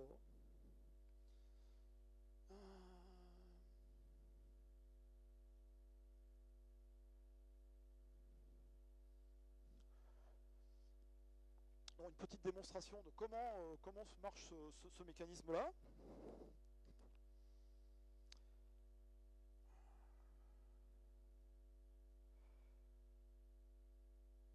Donc vous voyez, vous avez une première roue là, qui tourne, là, la roue bleue, avec une goupille là, qui est mise au milieu. Là. Et vous voyez que ma goupille, là, elle vient, non seulement elle vient entraîner ma roue, et en plus elle se promène de haut en bas dans la rainure. D'ailleurs là, vous voyez, elle dépasse même la rainure, etc. quoi. Et donc ce mécanisme, en fait, qui est excessivement subtil, on a mis du temps à comprendre. Là, on le voit, là, vous voyez, il est là. Là, ça, c'est une tomographie. Donc, il est ici, en fait. Là, ils ont surchargé pour faire voir comment ça marchait. Et maintenant, si on regarde bien, si on refait les calculs, donc je les ai faits pour vous, donc vous voyez, il y a donc l'équation du centre avec le premier terme en sinus, qui est la courbe verte. Il y a l'équation avec les deux premiers termes, qui est la courbe bleue, et il y a le mécanisme. Et donc, vous voyez, le mécanisme, en fait, est très très bien. Hein. Il corrige vraiment l'équation du centre. Et alors, une surprise qu'on a eue quand les gens qui ont découvert ça ont fait les calculs, ils se sont aperçus d'un truc excessivement curieux, c'est que ce mécanisme, en fait, est équivalent des cycloïdes. Mais il y a un problème, donc les cycloïdes qui étaient utilisés donc, dans le modèle d'Hipparque. Mais le problème qu'on a actuellement, c'est qu'on ne sait pas s'ils étaient conscients de cette équivalence. Donc rien ne prouve en fait qu'effectivement ça soit connu des Grecs. Et en tout cas, c'est une équivalence en angle, c'est-à-dire que les angles sont bons, mais évidemment les distances, elles, ne le sont pas, hein, quand vous faites ça, quoi. Alors, il y a un deuxième problème par rapport à ça, c'est que l'équation du centre, vous devez faire une correction, mais pas à la vitesse de rotation de la Lune autour de la Terre. Ça doit se faire plus lentement, en fait. Et donc, c'est pour ça qu'il y a ce fameux train épicycloïdal. Donc là, je vous passe les calculs. Donc en fait, qu'est-ce qui se passe? Là, j'ai mon arbre d'entrée. Donc je rentre avec une vitesse qui est la vitesse sidérale moyenne de la Lune, oméga. Donc là, je viens sur ce pignon-là, là, grâce à mon plateau qui est là, je ralentis en fait la Lune. Là, j'ai mon mécanisme de correction, donc j'introduis la correction. Et donc là, ici, je réaccélère ma Lune. Et donc là, en sortie, je sors avec la bonne vitesse corrigée. Donc vous voyez, ça c'est un mécanisme qui est excessivement subtil, quoi. Et donc là, vous le voyez ici. Donc vous voyez, vous avez deux branches sur le mécanisme. Donc là, vous avez le plateau, le grand plateau qui va tourner, qui lui va tourner au bon rythme grâce à ce train d'engrenage qui est ici, là. Et de l'autre côté, en fait, vous avez en rouge tout le train d'engrenage qui permet de faire tourner ici mon mécanisme de correction de la Lune. Et donc, faisant ça, on obtient cette erreur-là. Donc, vous voyez, on est parti avec 6,5 degrés d'erreur. Et là, vous voyez, en gros, bon, on arrive on a des pics à 2 degrés. Et là, vous voyez, en plus, on a une petite dérive. Mais globalement, c'est beaucoup mieux que ce qu'on avait tout à l'heure, quoi. Et donc là, ça permet d'avoir un mouvement de la Lune qui est quand même cohérent, quoi. Et donc qui est conforme au modèle grec des épicycles. Alors les planètes, là je vais aller très vite sur les planètes, hein, je ne vais pas tout vous montrer là, parce qu'en fait quand on voit la grande roue à l'avant de la machine denticitaire, on voit qu'il y a des choses ici, là, ici, enfin vous voyez il y a un certain nombre d'emplacements pour faire des choses. Donc les gens ont tout de suite pensé, c'est pas possible qu'ils aient fait qu'il y ait des choses qui ne servent à rien, donc il devait y avoir des mécanismes supplémentaires. Alors d'autant en plus que dans le texte, on a lu en clair Aphrodite. Donc Aphrodite c'est Vénus, donc c'est la planète Vénus. Et en plus à côté d'Aphrodite, on a lu un cycle qui correspond à un cycle de Vénus. Donc ce qu'on pense en fait, c'est qu'il y avait tout un planétaire qui était à l'avant, et les gens, il y a beaucoup de chercheurs qui ont travaillé sur ce sujet pour reconstituer un planétaire qui tienne la route et qui soit qui suive le modèle, enfin qui suive la technologie du reste de la machine anticythère qu'on a. Et c'est un exercice qui est excessivement complexe et périlleux. Alors il propose un certain nombre de choses, hein, je vais passer rapidement, parce que le mouvement des planètes, c'est pas une mince affaire. Parce que vous voyez, bon, vous savez tous qu'il y a, si on représente schématiquement, il y a les planètes inférieures, donc qui, vues de la Terre, semblent se promener autour du Soleil. Donc ils sont soit à gauche, soit à droite du Soleil, enfin qui bougent pas beaucoup du Soleil. Donc si vous avez déjà un plateau qui tourne à la vitesse du Soleil, il n'y a plus qu'à faire tourner un truc de chaque côté, et on arrive à peu près à ses fins. Donc ils ont proposé un certain nombre de modèles là-dessus. Donc ce modèle, il est tout bête, hein, c'est un petit peu celui-là, hein, c'est-à-dire qu'en fait, ce qu'on fait, vous voyez, il y a la roue qui tourne à la vitesse du Soleil, et puis votre planète, elle va tourner, elle va être engagée sur ce piton là, et donc elle va se promener des deux côtés par rapport au Soleil, quoi. Alors pour les planètes supérieures, c'est un petit peu plus compliqué, quoi. Parce que vous savez que les planètes supérieures, dans le ciel, elles semblent, par exemple, la trajectoire de Mars vue de la Terre, il y a des rétrogradations, etc. Et on montre qu'on peut arriver à faire des reconstitutions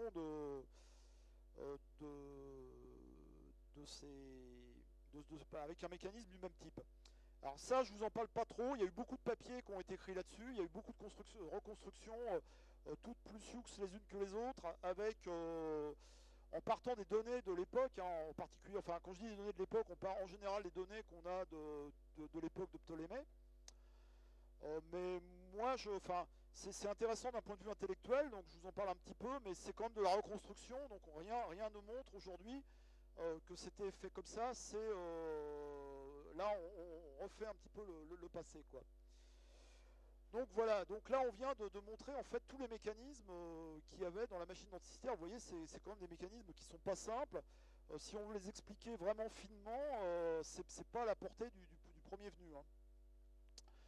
Alors en fait, cette machine quand même posait quand même un certain nombre de problèmes. En particulier, le calage initial de la machine devait être excessivement délicat. Et il y a des chances qu'on soit obligé de la recaler de temps en temps. Et donc ça impose certainement un démontage, la machine devait certainement se démonter très facilement pour pouvoir la recaler au fur et à mesure.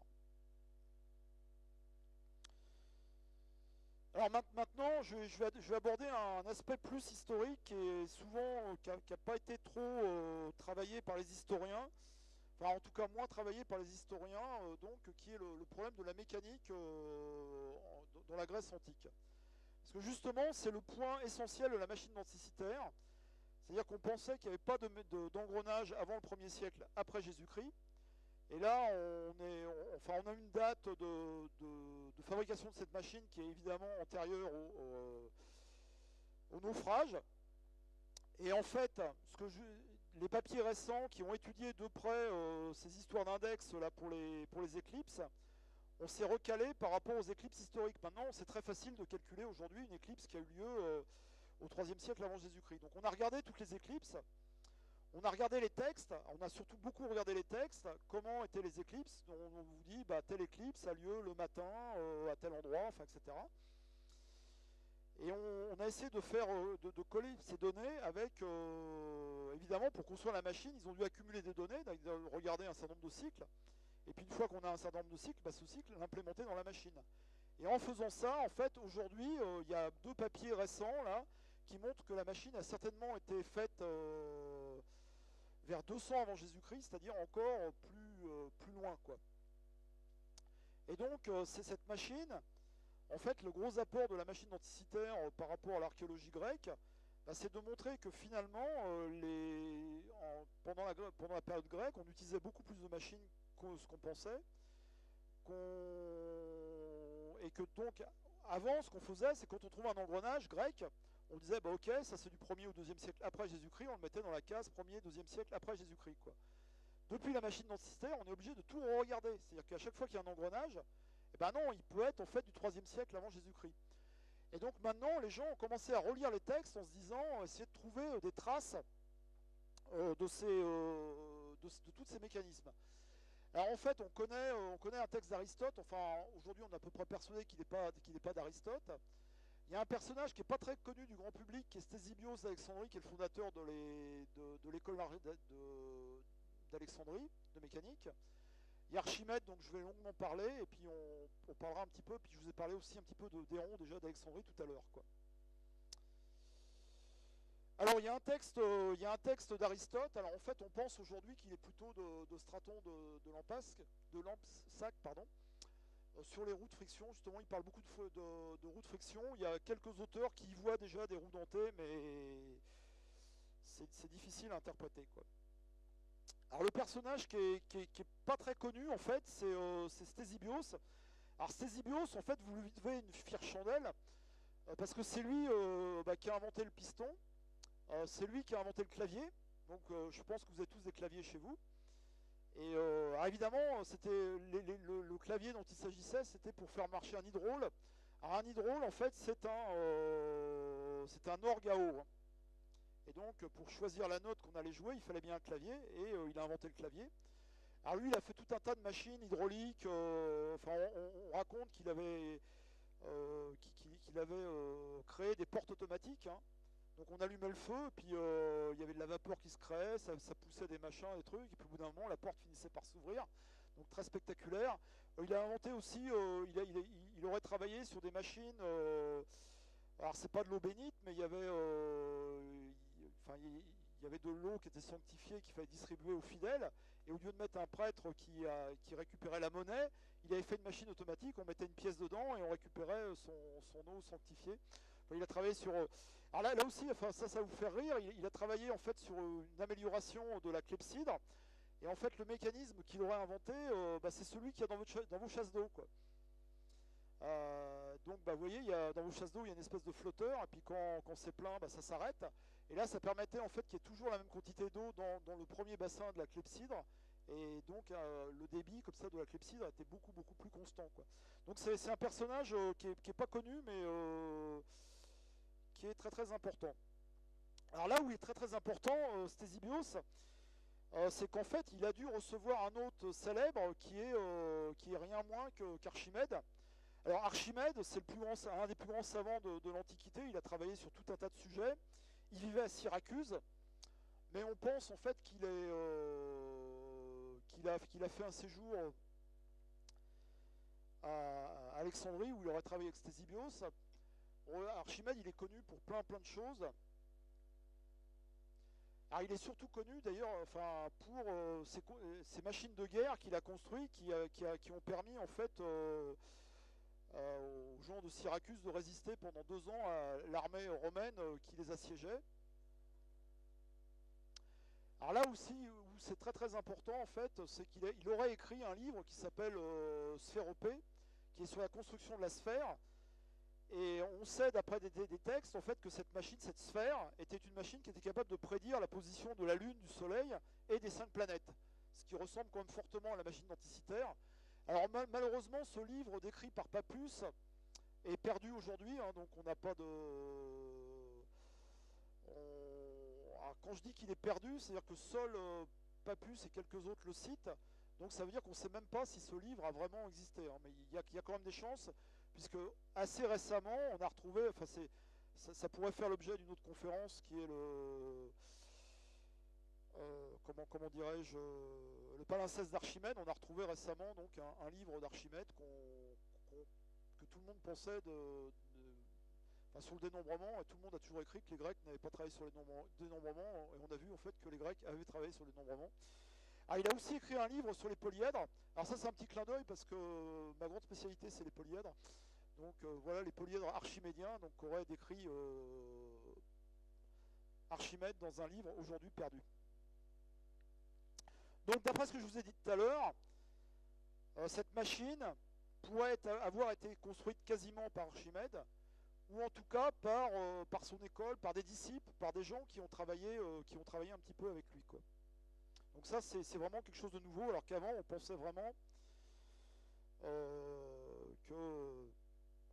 que cette machine avait été certainement faite par une autre école. Alors donc, comme je vous disais tout à l'heure, donc il y avait en fait, on sait aussi par les livres, que dans l'Antiquité, il y avait une branche de la mécanique qui s'appelait la sphéropolia, donc qui est la construction des sphères. Et en fait, on ne sait pas bien ce qu'il voulait dire par ça. S'il voulait parler de sphères célestes, de sphères armillaires, de planétaires. Mais en tout cas, c'était une occupation très très importante et il y avait un certain nombre de gens qui travaillaient sur le sujet. Alors malheureusement, on n'a aucun livre sur ça. Alors il y a aussi des choses beaucoup plus troublantes et beaucoup plus directes, en particulier la lecture de Cicéron. En fait, quand on lit Cicéron, Cicéron parle d'une machine. Alors déjà, Cicéron dit, j'ai un ami en fait qui est un descendant de Marcellus, le général qui a assiégé donc Syracuse et qui a ramené tout un tas de choses de Syracuse. Et Marcellus dit qu'il a ramené une machine construite par Archimède qui donnait la position des planètes, des 5 planètes de la Lune et du Soleil.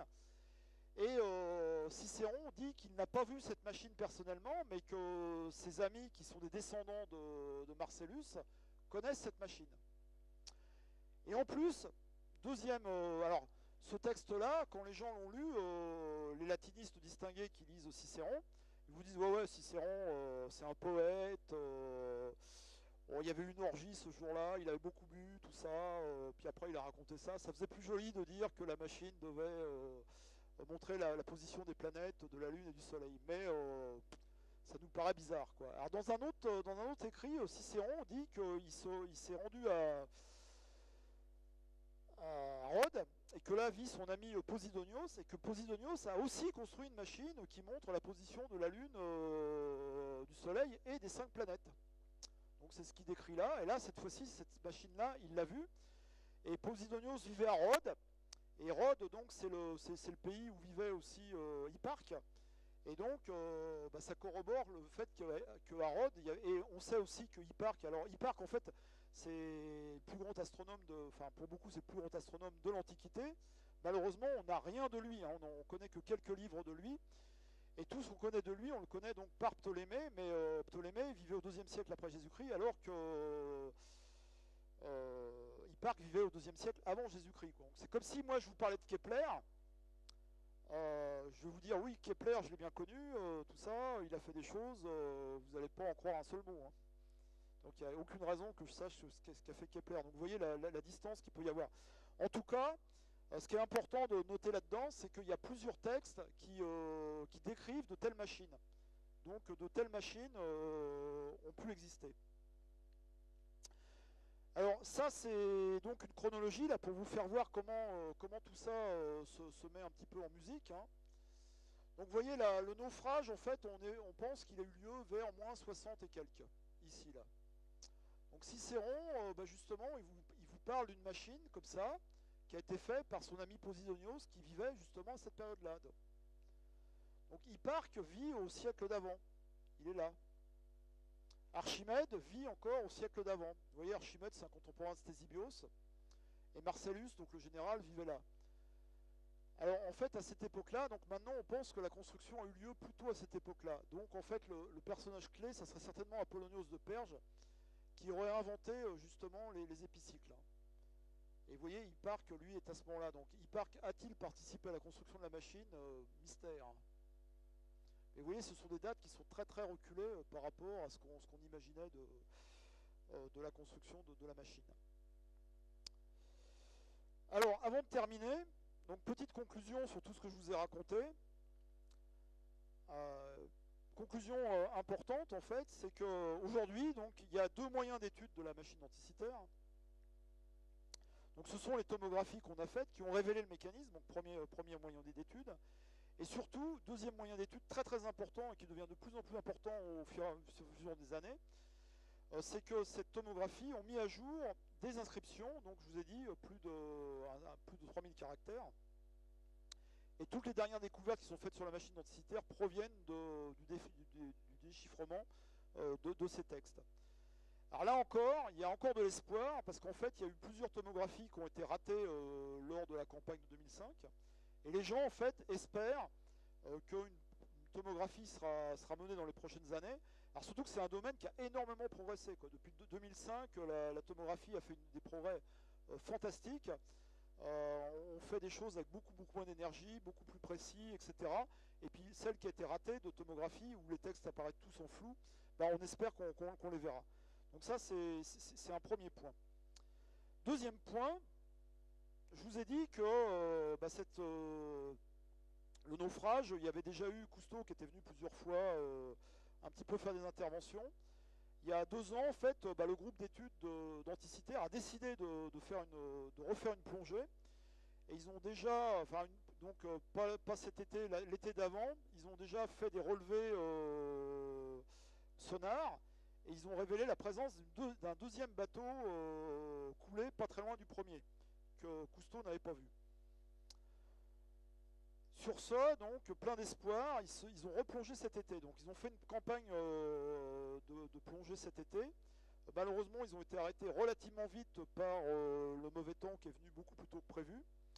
Et donc, maintenant, ils savent ce qu'ils cherchent. C'est-à-dire qu'en gros, ils cherchent en fait des engrenages, des roues dentées, des bouts de bronze, pour essayer de reconstituer la partie qui manque, de voir un morceau des plaques sur lesquelles il y a le mode d'emploi. Hein. Ça serait génial. Hein. Si on retrouve la plaque complète avec le mode d'emploi, là,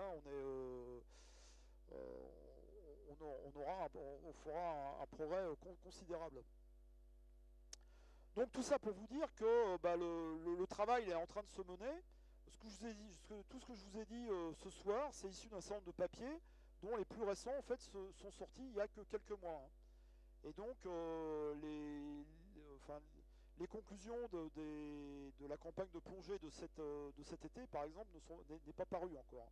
Donc on ne sait pas encore ce qu'ils ont trouvé. Donc ça veut dire que l'histoire en fait de la machine d'Anticythère n'est pas du tout finie, quoi. C'est-à-dire qu'il y aura certainement des nouvelles dans les prochains mois, voire les prochaines années. Donc ça, c'est une première conclusion. Ça veut dire que le champ reste ouvert. Et en fait, ce qui était relativement simple à lire, les premiers papiers qui étaient relativement simples à lire au tout début, je vous garantis que ceux que je suis en train de lire là, il faut vraiment s'accrocher, il faut vraiment connaître bien l'astronomie, bien le monde grec. Enfin, c'est vraiment quelque chose, quoi. Alors deuxième conclusion, en fait, cette machine a considérablement révolutionné en fait la vue qu'on avait de l'utilisation des machines dans l'Antiquité. En fait, on s'est aperçu, on a complètement revisité en fait ce que je vous disais tout à l'heure. À chaque fois maintenant qu'on sait qu'il y a des engrenages quelque part, on va revoir pour essayer de redater, remettre les choses, parce qu'on pense qu'on les a pas bien datés à l'époque. Et en fait, même ça nous montre les Grecs, le monde grec, sous une vision complètement différente. La vision qu'on avait des Grecs avant, c'était des gens, des savants, comme Euclide. Alors Euclide, entre parenthèses, personne ne sait qui il était, hein, on n'a aucune idée de le personnage, on ne sait pas s'il y a même quelqu'un qui s'appelait Euclide. On voyait un savant dans sa tour d'ivoire en train de penser à des concepts, c'est très platonicien ça, hein, donc des concepts éthérés, etc., et complètement déconnectés de la matière. Or, en relisant un certain nombre de textes, et à la lumière de la machine d'Anticythère, on s'aperçoit que c'est pas du tout ça, quoi. C'est-à-dire que quand Euclide vous dit je fais une construction à la règle au compas, c'est qu'il a une règle, il a un compas, il a une plaque sur laquelle il est en train de faire quelque chose, quoi. Et c'est encore plus vrai pour notre ami Héron d'Alexandrie. Héron d'Alexandrie, il fait une machine à vapeur, l'éolipile. C'est justement, c'est dans un discours philosophique. C'est-à-dire qu'il dit, il prend un texte d'Aristote. Aristote parle du principe d'inertie, où il dit, en fait, en gros, si j'introduis pas de force, il ne peut pas y avoir de mouvement. Et Héron lui dit, bah non, tiens, moi j'ai ma machine, là, je fais le feu en dessous, donc il n'y a aucune force, et le truc se met à tourner. Et donc l'utilisation des machines et la machinerie a vraiment un rôle dans le discours philosophique. Donc ça, c'est vraiment une révolution. Et ce qu'on s'est aperçu aussi, c'est que finalement, en lisant les textes, il y a des trucs qui nous paraissaient un peu farfelus, que les Grecs avaient construit des machines, par exemple, pour essayer de résoudre des problèmes, comme vous connaissez les 3 problèmes dans l'Antiquité, hein, qui sont la duplication du cube, la trisection de l'angle et la quadrature du cercle.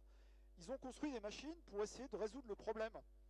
Et tout à l'heure, quand je parlais de la sphéropoïa sur une sphère, c'est beaucoup plus facile de faire un changement de coordonnées en sphérique que si vous le faites par le calcul. De toute façon, la trigonométrie, on l'attribue à Hipparque. La trigonométrie sphérique, c'est bien plus tard. Impossible de faire de la trigonométrie sphérique à cette époque-là. Hein. Alors que si vous le faites sur une sphère armillaire, ça, vous lisez directement les données, il n'y a pas de souci, quoi. Donc ça, c'est vraiment quelque chose de très très important, c'est que ça a vraiment révolutionné en fait la façon dont on voit l'utilisation de la technologie à cette époque-là. Il y a plein de choses comme ça aujourd'hui qu'on est en train de considérer. Donc je donnais l'exemple tout à l'heure dans la discussion qu'on avait des moulins à eau. Hein. Pendant très très longtemps, on savait qu'il y a eu des moulins à eau chez les Romains. On a dit, ouais, mais les Romains, ils ont des esclaves, donc ils font tout faire par les esclaves. Les moulins à eau, ils n'en ont pas besoin. Donc ils en ont peut-être fait un ou deux au 2e, au 3e, au 4e siècle. Enfin voilà, 4e siècle après Jésus-Christ, quoi. Quand on fait les fouilles, on s'aperçoit que non. Dès le 1er siècle avant Jésus-Christ, il y a des moulins tous les 100 mètres sur les cours d'eau que les Romains ont fait, quoi. Et dedans, donc, il y a des engrenages. Il y a des renvois d'angles, il y a des choses comme ça, quoi. Et donc, un petit peu, ça fait partie tout ça d'un mouvement où on est en train de reconsidérer un petit peu les choses. Alors, je ne suis pas un expert en archéologie, je connais assez bien la mécanique, mais vous voyez, c'est quand même un domaine de la connaissance qu'ils ont eu à cœur quand même d'explorer aussi nos amis grecs. Et donc, je pense que ça, c'est vraiment très très important. Alors, ayant pas d'heure, je ne sais pas si j'ai complètement explosé mes délais ou si j'ai encore quelques minutes. Je finirai quand même, ce qui est très important, c'est la bibliographie, en fait, c'est comment j'ai construit cette conférence. Alors pour tous les aspects, en fait, cosmographiques, c'est-à-dire mouvement de la Lune, des planètes, du Soleil, je me suis appuyé sur un bouquin qui est vraiment génial, qui est la cosmographie de Denis Savoie. Donc je vous recommande chaleureusement, quoi. Si vous comprenez rien au mouvement, enfin si vous voulez tout savoir du mouvement de la Lune, du Soleil, des planètes, sans trop de prise de tête quand même, je vous conseille ce livre. C'est d'ailleurs assez marrant parce que ce livre, en fait, dans le temps, en prépa, il y avait un programme d'astronomie qui était justement la cosmographie. Et donc il y avait les gens, quand ils étaient en prépa, ils étudiaient ça. Évidemment, aujourd'hui, ça a disparu, quoi. Et en fait, il s'est un peu inspiré des anciens manuels de cosmographie pour reprendre une cosmographie, mais ce livre m'a été très très très utile. Hein. Donc alors pour étudier les éclipses, alors si vous voulez étudier les éclipses de plus près, c'est un sujet passionnant, mais on peut y mettre le bras dedans et puis jamais ressortir. Hein. Donc il y a eu un bouquin qui était très bien, qui a été fait pour l'éclipse de 99, là, donc chez EDP Sciences. Moi, je me sers beaucoup depuis des années de ce petit livre qui est les calculs astronomiques pour amateurs le Bouygues. Puis évidemment, pour ceux qui veulent aller un peu plus loin, il y a l'astronomie générale de Danjon, là, mais ça, bon, déjà, c'est un peu plus trapu. Donc ça, c'est pour la cosmographie. Alors si vous voulez vraiment savoir plus sur la machine denticitaire, il y a il y a une littérature qui est très très abondante. Alors malheureusement, en fait, alors vous verrez là-dedans. Donc vous avez tous les articles, alors tous les gens du genre Friff,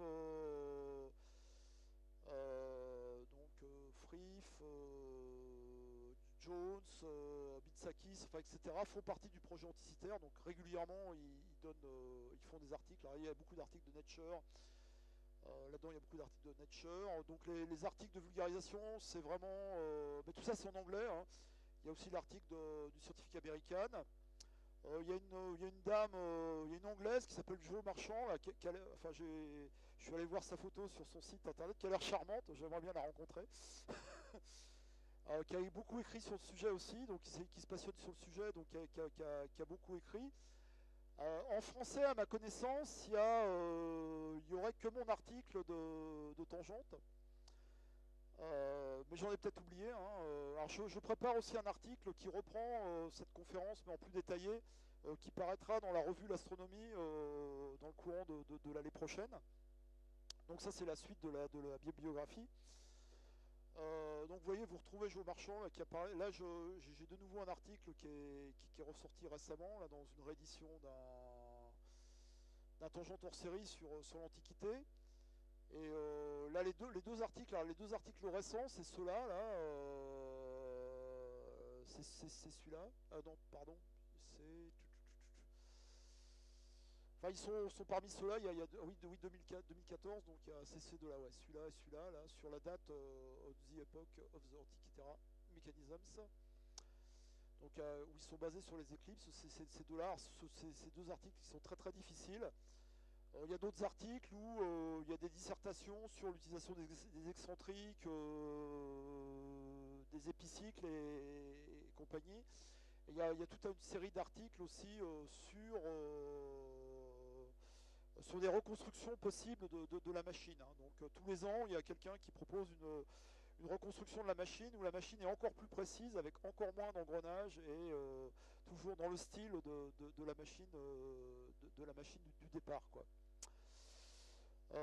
Donc voilà, enfin, je tenais à dire que j'ai bâti cette conférence avec tous ces articles-là, et c'est vraiment vers là-dessus qu'il faut que vous vous retournez si vous voulez avoir des renseignements plus précis et plus détaillés, quoi. Donc voilà, donc j'ai terminé pour ma part. Donc je vous remercie de votre attention, surtout que vous avez été très très sage, presque trop, quoi. Et si vous avez des questions, bah, je veux bien prendre un certain nombre de questions, quoi. Parce que c'est difficile de tout dire, donc j'ai forcément eu des oublis, quoi. Voilà, alors qui ouvre le bal des questions? La première question étant la plus difficile, Nicolas.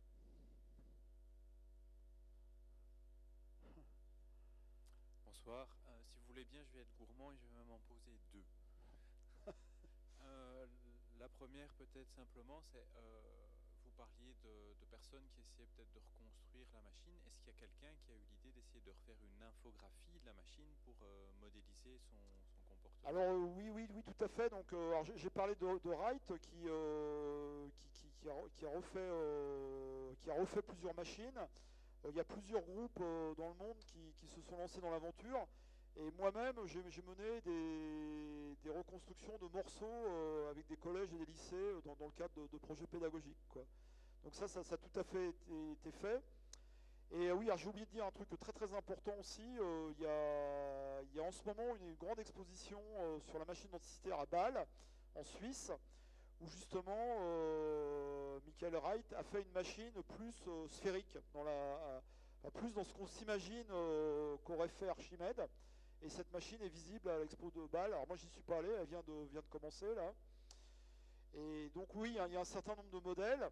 Et d'ailleurs, ces reconstructions posent plus de problèmes des fois qu'elles ne donnent de réponses. Alors en particulier, il y a deux problèmes principaux. C'est que vous voyez, la machine est relativement petite, donc les roues dentées sont relativement petites et difficiles à réaliser. Et le fameux mécanisme goupille-rainure, là, crée un point dur. Et donc quand on empile, parce que là les gens ont carrément refait les planétaires aussi, quoi.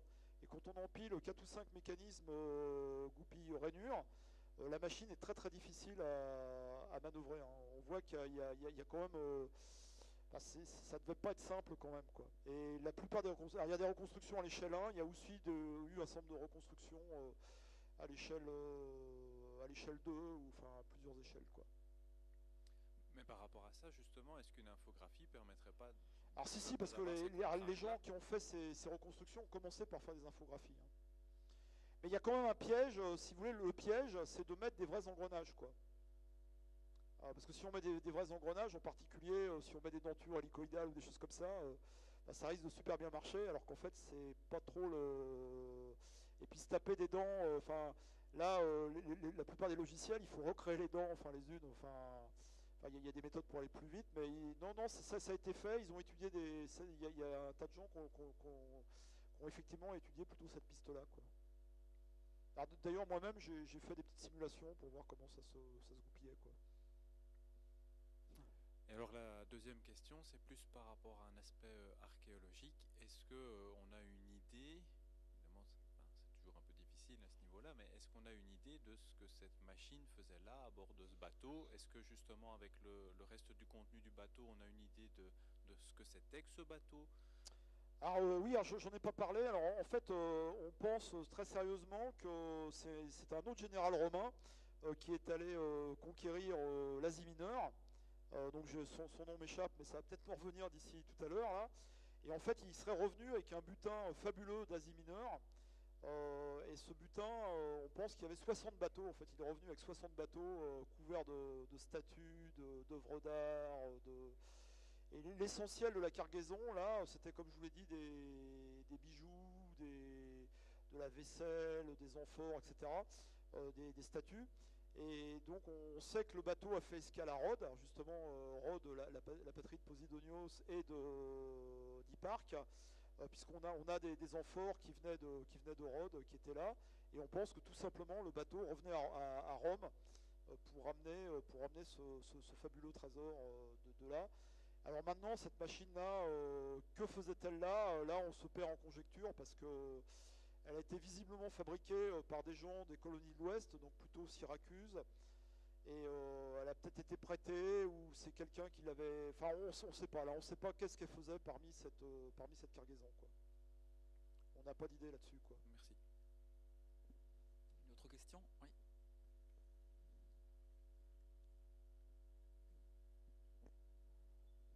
On a parlé de caractères très petits, Oui, même tout à fait. extrêmement petits pour l'époque.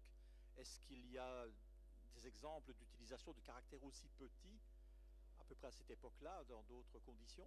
Non, c'est à peu près le seul. C'est à peu près le. Alors, en fait, il y a quand même enfin, c'est à peu près le seul exemple qu'on connaisse.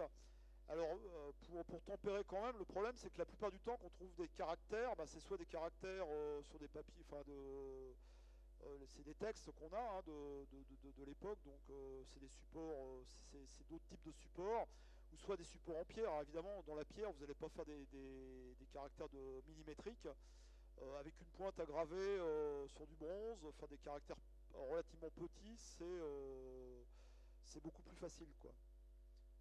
Et donc, Même sans lunettes? bah, ils employaient peut-être des gens qui étaient jeunes et beaux.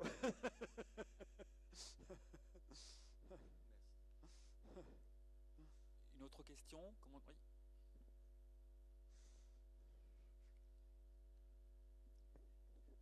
J'aimerais savoir si la machine, telle qu'on l'a étudiée, on peut dire qu'elle était manœuvrée par une seule manivelle, ou si les cadrans étaient indépendants et donc il y aurait peut-être plusieurs manivelles. Donc c'est pour la motrice. Et j'ai une seconde question. Celle-là, je peux répondre tout de suite. En fait, alors soit je me suis pas bien exprimé, ou soit vous n'avez pas bien écouté, quoi. Mais en fait, bah, tous les engrenages là sont liés. Hein. Donc là, alors la manivelle, on l'a pas. Mais là quand vous tournez une manivelle, là, tout ça engraine tout, hein. Tout bouge en même temps. Hein. Ok, alors au niveau de la manipulation de la manivelle, est-ce il fallait certainement bouger la manivelle peut-être de X degrés, ou est-ce qu'il y avait quelque chose qui bloquait de manière à pouvoir avoir une avancée d'une journée par exemple, ou d'un an, enfin je ne sais pas quelle est la période. Et alors est-ce qu'il fallait voir cette machine comme étant une machine style une horloge qu'on a maintenant et qui permet de suivre de jour en jour certaines choses, mais c'était plutôt une machine un peu didactique et théorique qui permettait de remonter dans le temps et voir l'évolution donc des déplacements de planètes sur plusieurs années, simplement en tournant la manivelle. Alors en fait, d'après ce qu'on pense, vous voyez la manivelle devait certainement engrainer sur le très grand plateau là, qui fait plus de 200 ans d'ailleurs. Hein. Et ce qui fait qu'on avait certainement avec la manivelle quelque chose d'assez précis dans le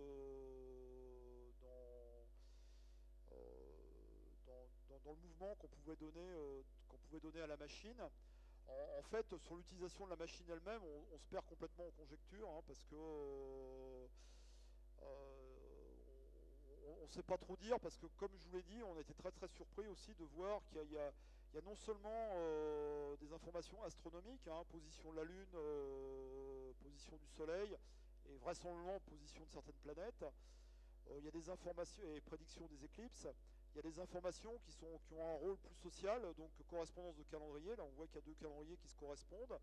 Et il y a celui des jeux aussi qui permet d'indiquer les jeux. Donc il y avait peut-être un rôle social aussi de la machine. Alors on a quand même quelques textes aussi sur la sphéropoïa, on savait qu'ils faisaient des machines aussi pour des activités didactiques, pour justement, on faisait des sphères pour expliquer comment ça se passait sur une sphère, etc. Mais sur l'utilisation elle-même de la machine, il y a plusieurs hypothèses qui sont... disons qu'aujourd'hui, les textes qu'on a retrouvés sur la machine ne permettent pas de dire à quoi elle servait exactement, quoi. Et c'est ce que je vous disais, on pense qu'il y avait le mode d'emploi sur la face avant et sur la face arrière. Et effectivement, je pense d'ailleurs que si on retrouve ce mode d'emploi, on sera certainement surpris et que l'utilisation de la machine n'est certainement pas celui auquel on pensait, quoi. Et je suis désolé de ne pas pouvoir mieux répondre à votre question, quoi. Dernière intervention, commentaire. Ok. Voilà, on va arrêter là. Avant de remercier une dernière fois notre conférencier, juste vous rappeler la date de la prochaine conférence du cycle Univers. C'est le jeudi 3 décembre, donc la semaine prochaine. Et là, on aura le plaisir aussi d'accueillir Corinne Béra, qui viendra de Grenoble, nous parler d'un sujet complètement différent, mais tout aussi passionnant, ce sera les rayons cosmiques. Voilà, merci en tout cas Jean-Jacques de cette fantastique conférence. Bon retour et bonne soirée à toutes et à tous. Merci.